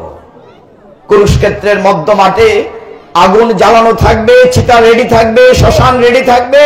সন্ধ্যা হলে যদি আমি না মারতে পারি, আমি তাতে ঢুকবো, আত্মহত্যা করব, অগ্নি সমাধি নেব। খবরটা পৌঁছালো কৌরব পক্ষে। হে ভক্তগণ, কৌরব পক্ষ বলছে, সর্বনাশ, কাল তো ভয়ানক যুদ্ধ হবে, অর্জুন খুব প্রতিজ্ঞা করেছে। জয়দ্রথ বলছে, দাদা আমি কি করে বাঁচবো? সম্বন্ধীকে বলছে, দুর্যোধন বলছে, তোমার কোনো ভয়ের কারণ নাই, তোমাকে মাঠেই রাখবো না, মাঠের পিছনে তাঁবুর ভিতরে তোমাকে রাখবো, পাহারা দিয়ে রাখবো। মাত্র তো 12 ঘন্টা, সূর্য ডুবে যাবে, অর্জুন আত্মহত্যা করবে, আমরা যুদ্ধে জিতে যাব। সিদ্ধান্ত হলো, পরের দিন বিপুল বিক্রমে যুদ্ধ শুরু হয়েছে। অর্জুন বারবার তাগিদ দিচ্ছে কৃষ্ণকে, হে রথি, হে জনার্দন, তাড়াতাড়ি রথখানা চালাও, আমাকে জয়দ্রথের কাছে নিয়ে যাও। সূর্য যে মধ্য গগনে দুপুর হয়ে গিয়েছে, বিকেল হতে চলেছে, জয়দ্রথের দেখা নাই। আর ওইদিকে হে ভক্তগণ, জয়দ্রথ তাঁবুর ভিতরে তাঁবুর পর্দা ফাঁক করে দেখছে সূর্য ডুবছে কিনা। একখানা মশাল রেডি করেছে, সন্ধ্যা হবে অর্জুনের মুখাগ্নি করবে। ভগবান এই গীতায় এই শ্লোকে কি বলেছেন? নমে ভক্ত প্রণশ্যতি, আমার ভক্তের কখনো বিনাশ হয় না। হে ভক্তগণ, এমন সময় সন্ধ্যা সমাসন্ন, ভগবান অর্জুনের রথখানি নিয়ে মধ্য মাঠে যেতে শুরু করেছেন। সূর্য তখনও ডুবেনি। অর্জুন বলছে, হে জনার্দন, সূর্য যে ডুবতে বেশি বাকি নেই, এখনো জয়দ্রথকে পাচ্ছি না। ভগবান যেহেতু প্রতিজ্ঞা করে কথা দিয়েছেন তার ভক্তের বিনাশ হবে না, সুদর্শন চক্রকে ছেড়ে দিয়েছেন। সুদর্শন চক্র গিয়ে সূর্যকে ঢেকে দিয়েছে। অন্ধকার, সন্ধ্যা হয়ে গিয়েছে। সন্ধ্যা হয়ে গিয়েছে, সবাই ভাবলো সূর্য ডুবে গিয়েছে। জয়দ্রথ তাঁবুর ভেতর থেকে দৌড়ে মধ্য মাঠে চলে আসলো। দৃশ্যটা একটু খেয়াল করেন ভক্তগণ, মাঝখানে লাকড়ি দিয়ে চিতা সাজানো, একদিকে জয়দ্রথ মশাল হাতে নিয়ে, একদিকে কৃষ্ণ অর্জুন রথের মধ্যে। সবাই ভগবানকে নিয়ে ঠাট্টা করছে। দুর্যোধন দুঃশাসন ঠাট্টা করছে, আসো অর্জুন, অগ্নি সমাধি নাও। ওই গোয়ালার বেটাকে তুমি ভগবান বলেছিলে, এই গোয়ালার বেটা তোমাকে বাঁচাতে পেরেছে, দেখো সূর্য ডুবে গেছে, আসো অগ্নি সমাধি নাও, আসো। নামবে কি নামবে না, অর্জুন চিন্তায় পড়ে গেছে। হ্যাঁ ভগবান, তোমাকে আমি ভগবান বলি, তুমিও তো রক্ষা করতে পারলে না, সূর্য তো ডুবে গেল। অর্জুন ভাবলো, আমি তো পুড়ে মরতেই যাচ্ছি, কাপ থেকে ধনুকানা রেখে দেই, স্মৃতি হিসাবে সন্তানরা দেখবে। গান্ডি ভগবান কথা বলেছেন, অর্জুন তুমি তো পুড়ে মরতে যাচ্ছ, এটা রেখে আর লাভ কি, নিয়ে যাও সাথে, ওটা পুড়ে যাক। অর্জুনের আরো কষ্ট বাড়ল, দেখো অবস্থা, ভগবান কোথায় সাহায্য করবেন, উল্টা বলছেন ওটাও পুড়ে যাক। কিন্তু ভগবান তো সুপার প্ল্যানার, যুগেশ্বর, তিনি তো নাটক রেডি করেছেন, তারপরে কি হবে? প্রথম অঙ্ক শেষ, দ্বিতীয় অঙ্ক বাকি আছে না, নাটক তারও দৃশ্য বাকি আছে। মধ্য মাঠে হে ভক্তগণ, অর্জুন এক পা করে যাচ্ছেন, আর ওইদিকে জয়দ্রথ মশাল নিয়ে নাচছে। হে ভক্তগণ, যেই সামনাসামনি হয়েছে অর্জুন আর জয়দ্রথ, ভগবান আবার বলেছেন সুদর্শন, সূর্যের সামনে থেকে চক্রকানি আবার এসে ভগবানের তর্জনীতে। কোথায় সন্ধ্যা, ফটফটা দিন, সর্বনাশ। এখন জয়দ্রথ কোন দিকে পালায়, এখন কোন দিকে পালায়, মাথা নষ্ট। সূর্য এখন আকাশে ডুবে নাই। ভগবান বলেন, অর্জুন শত্রু তোমার সামনে, এইবার মারো। ওই যে ধনুটা সাথে দিয়েছিলেন, এটা তো কাজে লাগবে একটু পরে, এইবার মারো। কিন্তু ভক্তগণ, আরেক সমস্যা। জয়দ্রথের মনে পড়ল তার পিতা গভীর জঙ্গলে তপস্যারত, পিতার আশীর্বাদে এমন এক বর্ষে পেয়েছে যার কারণে মাথা কেটে মাটিতে পড়বে, সে সাথে সাথে বাস্ট হয়ে যাবে। জয়দ্রথ বলছে, হে অর্জুন মারো, আমাকে মারো, আমাকে মারলে তুমিও মরে যাবে, আমাকে মারলে তুমিও মরে, দুটো নয়, মারলেও বিপদ, না মারলেও বিপদ। সূর্য ডুবে যাচ্ছে, ছেলের লাশের সাথে প্রতিজ্ঞা করেছেন সূর্যাস্তের পূর্বে প্রতিজ্ঞা রক্ষা করতে হবে। এইরকম বিপদের সংকটে কে সাহায্য করবে? একমাত্র অনাদিরাদি গোবিন্দ। অর্জুন মাঠের নিচে, আর কৃষ্ণ রথের উপর বসে আছে, কি হচ্ছে দেখছে, আর উনি তো করছেন সবকিছু, উনি তো লীলা পুরুষোত্তম। অর্জুন পিছন দিকে তাকিয়েছে কৃষ্ণর দিকে। কৃষ্ণ ছোট্ট একটা কথা বলেছেন, অর্জুন অর্ধেন্দু। কি বলেছেন? অর্ধেন্দু। কি বলেছেন? অর্ধেন্দু। অর্ধেন্দু বুঝেন? ইন্দু মানে চাঁদ, অর্ধেন্দু মানে অর্ধেক চাঁদ। কার মাথায় থাকে? শিব ঠাকুর মহাদেব। এইটা বলতে অর্জুনের মনে পড়ে গেছে। 5 ভাই যখন জঙ্গলে ছিলেন, বনবাসে ছিলেন, একদিন একটা শুকর মারতে গিয়ে জঙ্গলি সর্দার রূপী শিব ঠাকুরের সাথে অর্জুনের ফাইট হয়েছিল। অর্জুনের যুদ্ধ কৌশলে খুশি হয়ে শিব ঠাকুর তাকে একটা অস্ত্র দিয়েছিলেন। এরকম অর্ধেক চাঁদের মতো। এটার নাম পশুপতি বা পাশুপাত অস্ত্র। এটার বৈশিষ্ট্য ছিল যাকে মারবেন বলবেন তার মাথাটা যেখানে বলবেন সেখানে যাবে। অর্জুনের মনে পড়ে গেল এই অস্ত্রটা এখন মারতে হবে। দেখেন ভগবান কি বলেছেন, শুধু অর্ধেন্দু। অর্জুন তখন কি বলল, ওম নমঃ শিবায়। শিব ঠাকুরকে স্মরণ করে ওই পাশুপত অস্ত্রটা এনে কি করলো, মারল জয়দ্রথকে। আর বললো মাথাটি কেটে ওই বনে তোমার পিতার কুলে যাক। সাই করে মাথাটি কেটে নিয়ে তার বাবার, আর এটা কি কুলিতে বাবা মাটিতে ফেলে দিছে। যেই বাবা মাথাটি মাটিতে ফেলে দিয়েছে, বাবাও সাথে সাথে বাস্ট হয়ে গেছে। এক তীরে পিতাও শেষ, পুত্রও শেষ। ভগবান কি তার ভক্তকে রক্ষা করেছেন না করেন নাই? আমরা কোথায় ছিলাম? শ্লোকে ছিলাম, নবম অধ্যায়ে। ভগবান বলছেন আমার ভক্তের কখনো বিনাশ। প্রমাণ হলো তো? অসংখ্য প্রমাণ আছে, সারা রাত বললেও শেষ হবে না। তো এইভাবে ভগবান তার ভক্তকে রক্ষা করেছেন। 17 নম্বর দিন যুদ্ধের সময় এরকম হয়েছিল। শেষের দিকে লাস্ট 17 দিনে একদিন সেনাপতি ছিলেন কর্ণ, মনে আছে আপনাদের? কর্ণের রথ শৈল্য চালাচ্ছেন, রথে কিন্তু দাঁড়াইয়া যুদ্ধ করে। একদিকে কর্ণ আরেকদিকে অর্জুন যুদ্ধ করছে, দুই দিক থেকে তীর ছোড়াছুড়ি হচ্ছে। দুর্যোধনে কর্ণকে বকা দিচ্ছে, ভর্ৎসনা করছে, বেটা এতদিন হয়ে অর্জুনকে মারতে পারে, 17 দিন হয়েছে যুদ্ধ, এখনো মারতে পারিস না তুই অর্জুনকে, না পারলে তক্ষক নাগের সাহায্য নে, নাগ বাং মার। তো নাগ বসেছে তীরের উপরে, মারতে হবে, নাগ বাং মারতে হবে। ভগবান দেখেছেন, অর্জুন দেখেন নাই। যেই কর্ণ তীরটা মেরেছে, বিষাক্ত তীর, নাগ বাং। ভগবান তো রথ চালাচ্ছিলেন টকবক টকবক করে, যেই দেখছেন তীরটা অর্জুনের দিকে আসতেছে, ভগবান কি করেছেন, পা দিয়ে রথটাকে কাত করে দিয়েছে, পা দিয়ে একদিকে চাকাটা দাবিয়ে দিয়েছে। তো অর্জুন খাড়া ছিল, কাত হয়ে গেছে, তীরটা পাশ দিয়ে চলে গেছে। ভগবান রক্ষা করেছেন। কত কত প্রহ্লাদকে কতবার রক্ষা করেছে ভগবান। গীতায় যেহেতু বলেছেন, প্রতিজ্ঞা করে যে আমার ভক্তের কখনো বিনাশ হয় না। আমরা এইটিকে আর আগাবো না, 10টার পর বেজে গেছে। কিবত মাঝির একটু কথা বলি, শেষ করি। রামচন্দ্রের কথা দিয়েছিল বলবো।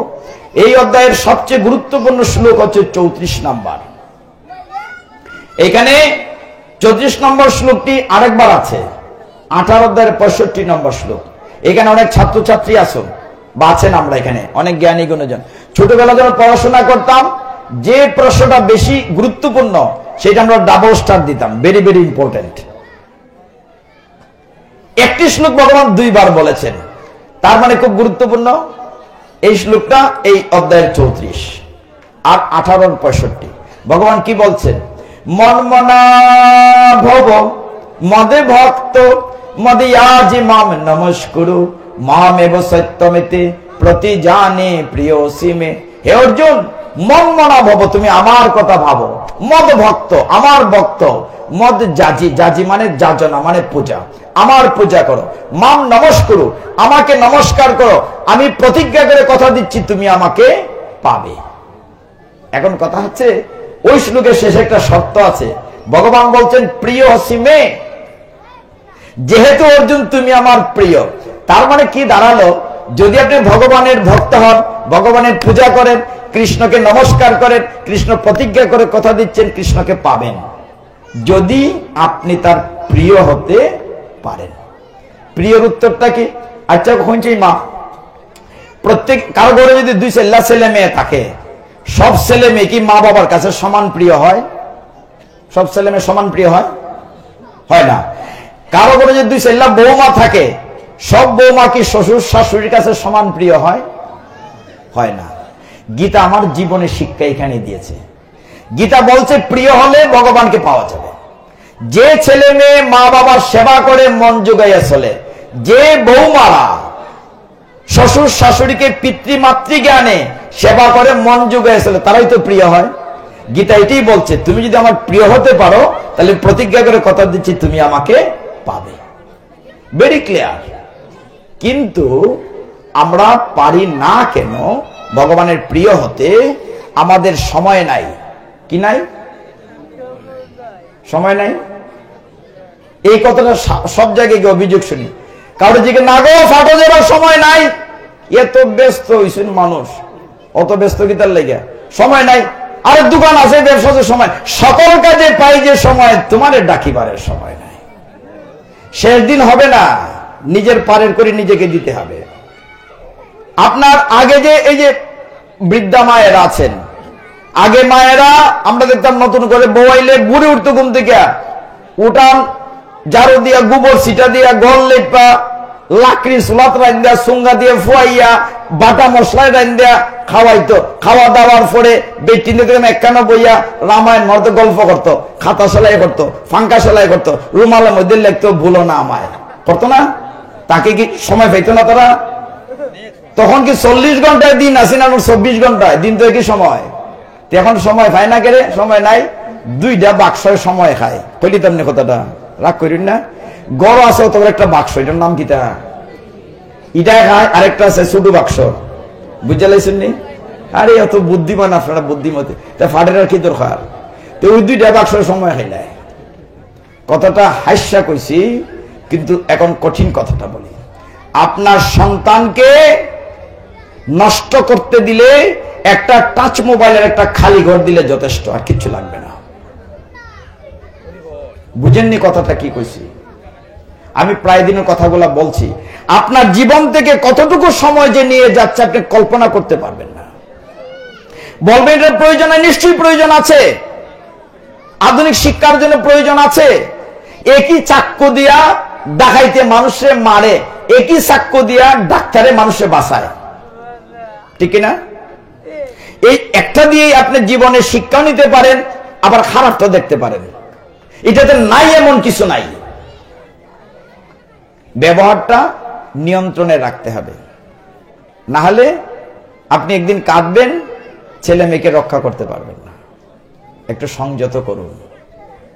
আমরা শেষ করি প্রভু কিবট মাঝির কথাটা বলে 5-7 মিনিটে। ভগবান রামচন্দ্র, শুনেন মন দিয়ে, রামচন্দ্র আসছিল কথার বলছি, ত্রেতা যুগের কথা। ভগবান রামচন্দ্র যখন বনবাসে যাবেন, কত বৎসরের জন্য? 14 বৎসরের জন্য রওনা হয়েছেন। পথের মধ্যে নদী পড়েছে, একদম কথা বলেন, বাচ্চাদের একটু কন্ট্রোল রাখেন, এই শেষ জায়গাটা মন দিয়ে শুনতে হবে। ভগবান রামচন্দ্র, লক্ষ্মণ, সীতা মাতা রওনা হয়েছেন, নদী পার হবেন। সেই নদীর মাঝি একজন পরম ভক্ত ছিল রামচন্দ্রের, তার নাম হচ্ছে কিবট মাঝি। কি বলেছি? ইংলিশে KW দিয়ে লেখা আছে, হয়তো আবার আওয়াজ হচ্ছে, বাচ্চাদেরকে কন্ট্রোল করা যায় না। এখানে খেলতে আসছে নাকি? হরি বল। মায়েদের কাছে বিনয় সাধন অনুরোধ করছি, লাস্ট 10টা মিনিট সময় দেন আমাকে। কিবট মাঝি ভগবান রামচন্দ্রের পছন্দ ভক্ত। ওইখানে যে রাজা ছিলেন এই বনের, তিনি বললেন রামচন্দ্র এসছেন আমাদের এখানে, চলো মাঝি শোনো, রামচন্দ্রের মাহাত্ম্য শোনো, মহিমা শোনো। রামচন্দ্রের মহিমা শুনতে শুনতে কিবট মাঝি ভগবান রামচন্দ্রের আরো ভক্ত হয়ে গিয়েছে। ভক্ত হয়ে ভাবছে কি করে রামচন্দ্রের চরণ পাবো। পরের দিন, হে ভক্তগণ, কিবট মাঝি বনের রাজাকে বলছে, হে রাজন, আগামীকালের নদীতে কোন নৌকা রাখবেন, আমার গরিবের ভাঙ্গা নৌকাটা যেন শুধু থাকে। ভালো ভালো সুন্দর ময়ূরপঙ্খী নৌকা থাকলে ভগবান রামচন্দ্র, লক্ষ্মণ, সীতা দেবীকে নিয়ে তাদের নৌকায় যাবে। আমি চাই ভগবান রামচন্দ্র যেন আমার নৌকাতে উঠেন। এই কথা শ্রবণ করে পাহাড়ি রাজা তাই করলেন। পরদিন সকালবেলা সীতা মাকে নিয়ে রামচন্দ্র নদী পার হবেন। দেখেন একটি নৌকাও নেই, মধ্য নদীতে একখানা নৌকা আছে, তাও মাঝি ঘুরে বসেছে, ওই পারে ঘুরে বসেছে। ডাকছেন রামচন্দ্র, হে মাঝি, নৌকাখানা তীরে ভিড়াও। বারবার ডাকছেন, শুনছে না, শুনেও শুনছে না। লক্ষ্মণ রাগ করে বলছেন, মাঝি তুমি কি শুনতে পাও না? ভগবান ডাকছেন তোমাকে। কিবট বলছে, আমি শুনতে পাচ্ছি, ভগবানের মুখের কথাটি বারবার শুনতে ইচ্ছে করছে। ভগবান আমাকে ডাকছেন, আমার জীবনটি সার্থক, আমি ভগবানের কথা আমি কর্ণপুটরে শুনছি, ভগবান আমাকে ডাকছেন, নৌকাখানা আনো, আমরা যে নদী পার হব। হে ভক্তগণ, কিবট মাঝি নৌকাখানা তীরে ভিড়ালো, পুরনো একটা ভাঙ্গা নৌকা। এখন জলে নেমে উঠবেন কি করে? অনেকটা পথ হেঁটে এসেছেন, পায়ে ধুলোবালি। ভক্ত মাঝি বলছে, ভগবান আমি শুনেছি তোমার পায়ের পদরেণু লাগলে পাথর হয়ে যায়, তোমার পায়ে যদি বালি দোলা থাকে, আমার একটি মাত্র সম্বল এই নৌকা বেয়ে জীবন নির্বাহ করি, আমার নৌকা যদি পাথর হয়ে যায় আমি কি নিয়ে জীবন করব? তোমার চরণ কাটা ধুয়ে উঠলে ভালো হয় না? চরণ কাটা ধুয়ে উঠবো কি করে? আমাকে ধরে উঠেন কাঁধে করে। নৌকার একটি চড়াট তক্তা ফেলে দিয়েছে, ভগবান এই সুযোগটুকু আমাকে দেন, আমি আপনার চরণ কাটা ধুয়ে দেই। হে ভক্তগণ, কিবট মাঝি নিজে ভগবানের রামচন্দ্রের চরণ দোকানি, শুধু নদীর জল নয়, নিজের অশ্রু জল দিয়ে ভগবানের চরণ কানা ধুইয়ে দিচ্ছেন, ভগবানের চরণ কানা ধুইয়ে দিচ্ছেন। আমি হয়তো জীবনে কিছুই করতে পারলাম না, অনাদি গোবিন্দ তোমাকে তো কাছ থেকে পেয়েছি, আমার দুটি ফোঁটা অশ্রু জল দিয়ে তোমার চরণ কানা ধুইতে পারি, এই বলে কিবট মাঝি অস্ত্র বাড়ি বর্ষণ করে ভগবানের রামচন্দ্রের চরণ কানা ধুয়েছেন। আমার মাথায় হাত দিয়ে উঠুন প্রভু, উঠতে পারবেন না। ভগবান তার মাথায় হাত রেখেছেন, তার শান্তিতে প্রশান্তিতে জীবনটি সার্থক হয়েছে, নয়ন বাড়িতে চরণ ধৌত হয়েছে, ভগবানকে নৌকায় উঠিয়েছে রামচন্দ্র, লক্ষ্মণ, সীতা দেবী। সোজাসুজি গেলে নদী পার হয়ে যাওয়া যায়, নদীতে নৌকাখানা শুধু ঘোরাচ্ছে। কিরে মাঝি আর কত দূর?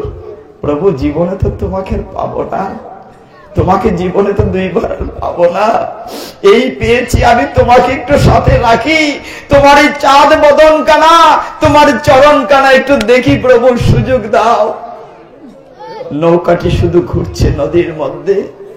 হে ভক্তগণ, যখন নদীর ওই পারে গিয়েছে, ভগবান নদী থেকে নামছেন, নৌকা থেকে যাবেন, সাথে টাকা পয়সা নেই, একখানি অঙ্গুরীয় আংটি পাড়ের করি হিসাবে দিচ্ছেন।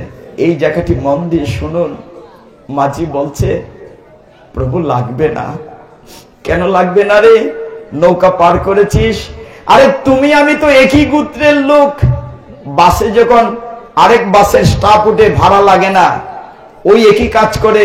বলছে, প্রভু গো, তুমি হচ্ছে শেষের পারের দিনের মাঝি, আর আমি হচ্ছি এই নদীর মাঝি। তুমি আমি তো একই, আমি তোমার করি নেব না, আমি তোমার করি নেব না। কৃপা করে শেষের দিনের নদীর পারাপারটা তুমি আমাকে করে দিও।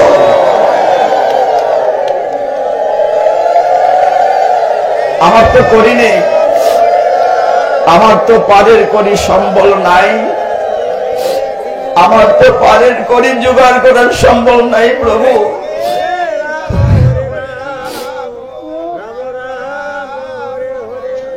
তুমিও মাঝি, আমিও মাঝি, আমি তো ছোট্ট নদীর মাঝি, আর তুমি তো ভব নদীর মাঝি। আমি তোমার কাছ থেকে করে নিতে পারবো না, তুমি কৃপা করে শেষের দিন আমার কাছে করি চাইও না। আমি শেষের দিনের পারের করে দেওয়ার যোগ্যতা আমার নাই, শেষের দিনের পারের করে আমি সঞ্চয় করতে পারি নাই। প্রভু, শেষের দিনের যেন আমাকে করি চাইও না, আমাকে করি ছাড়া তুমি ভব নদী পার করে দিও। কি দেব ভক্তগণ? কি সঞ্চয় করেছেন বলেন সারা জীবন? আজকে এখানে যারা আছেন, আগামী বছর এখানে অনেকেই থাকবেন না, অনেকেই থাকবেন না। যুগ হতে পারে, না হতে পারে, কিন্তু বিয়োগ হয়ে যাবে। অনেকেই দুনিয়া ছেড়ে চলে যাব। শেষের দিনের ভব নদীর শেষের দিনের করি কি করে পার পাবো? শেষের দিনের করি কোথায় পাবো? শেষের দিনের করি কি করে সঞ্চয় করব? একটু ভগবানকে ভালোবাসি, ভগবান কিচ্ছু চান না, শুধুমাত্র আপনার নয়ন বাড়ি, দুটি ফোঁটা অশ্রু জল ভগবান চান। ভগবান ভক্তের অশ্রু জলের কাঙাল। ভগবান বলছেন আমি ভক্তের অশ্রু জলের কাঙাল। কত বড় কথা। আপনার টাকা পয়সা সোনা দানা কিচ্ছু ভগবান চান না। বলুন তো আমি কি নিয়ে এসেছিলাম? আমি ন্যাংটা এসেছিলাম, ন্যাংটা চলে যাব। যা দিয়েছেন ভগবান এই জগতে দিয়েছেন, তারটাই তাকে দেব। বাগানে ফুল ফুটিয়ে বলি দেখো আমি কত বড় ফুল ভগবানকে দিয়েছি। আরে ফুলটাকে আমি ফুটিয়েছি, ভগবানের ফুলটাই ভগবানকে দিয়ে বলে আমি দিয়েছি। অহংকার। তাকে যদি দিতে হয় দুটি ফোঁটা অশ্রু জল দেন মা। ভগবানের রাতুল চরণে দুটি ফোঁটা অশ্রু জল দেন। আর তো দেওয়ার মতো কিচ্ছুটি নেই। যদি অশ্রু জল হয়ে আমার এই পাপ দেহ থেকে মম যেমন গলে গলে বেরোয়, অশ্রু জল হয়ে যেন আমার পাপটি বেরিয়ে যায়, যেন ভগবানের রাতুল চরণে আমি আত্মসমর্পণ করে বলতে পারি ভগবান তুমি একমাত্র শেষের দিনের কান্ডারি, শেষের দিনের ভবনদীর পারের আমার কোন করি নাই। তুমি কৃপা করে আমাকে ভবনদীটি পার করে দিও প্রভু, আমাকে ভবনদীটি পার করে দিও। কি দেব ভগবানকে? ভগবানকে কি দেব দু ফোঁটা অশ্রু জল ছাড়া? ভক্তগণ, কি নিয়ে এসেছিলাম, কি নিয়ে অহংকার করি? কিচ্ছু নিয়ে আসি নাই। একদম ন্যাংটা এসেছি, ন্যাংটা চলে যাব। একটু অহংকার শূন্য হয়ে ভগবানকে ভালোবাসি, ভগবানকে ভালোবেসে অন্তত ভগবানের রাতুল চরণে দুটি ফোঁটা অশ্রু জল দেই, তবেই হয়তো ভগবান কৃপা করতেও পারেন।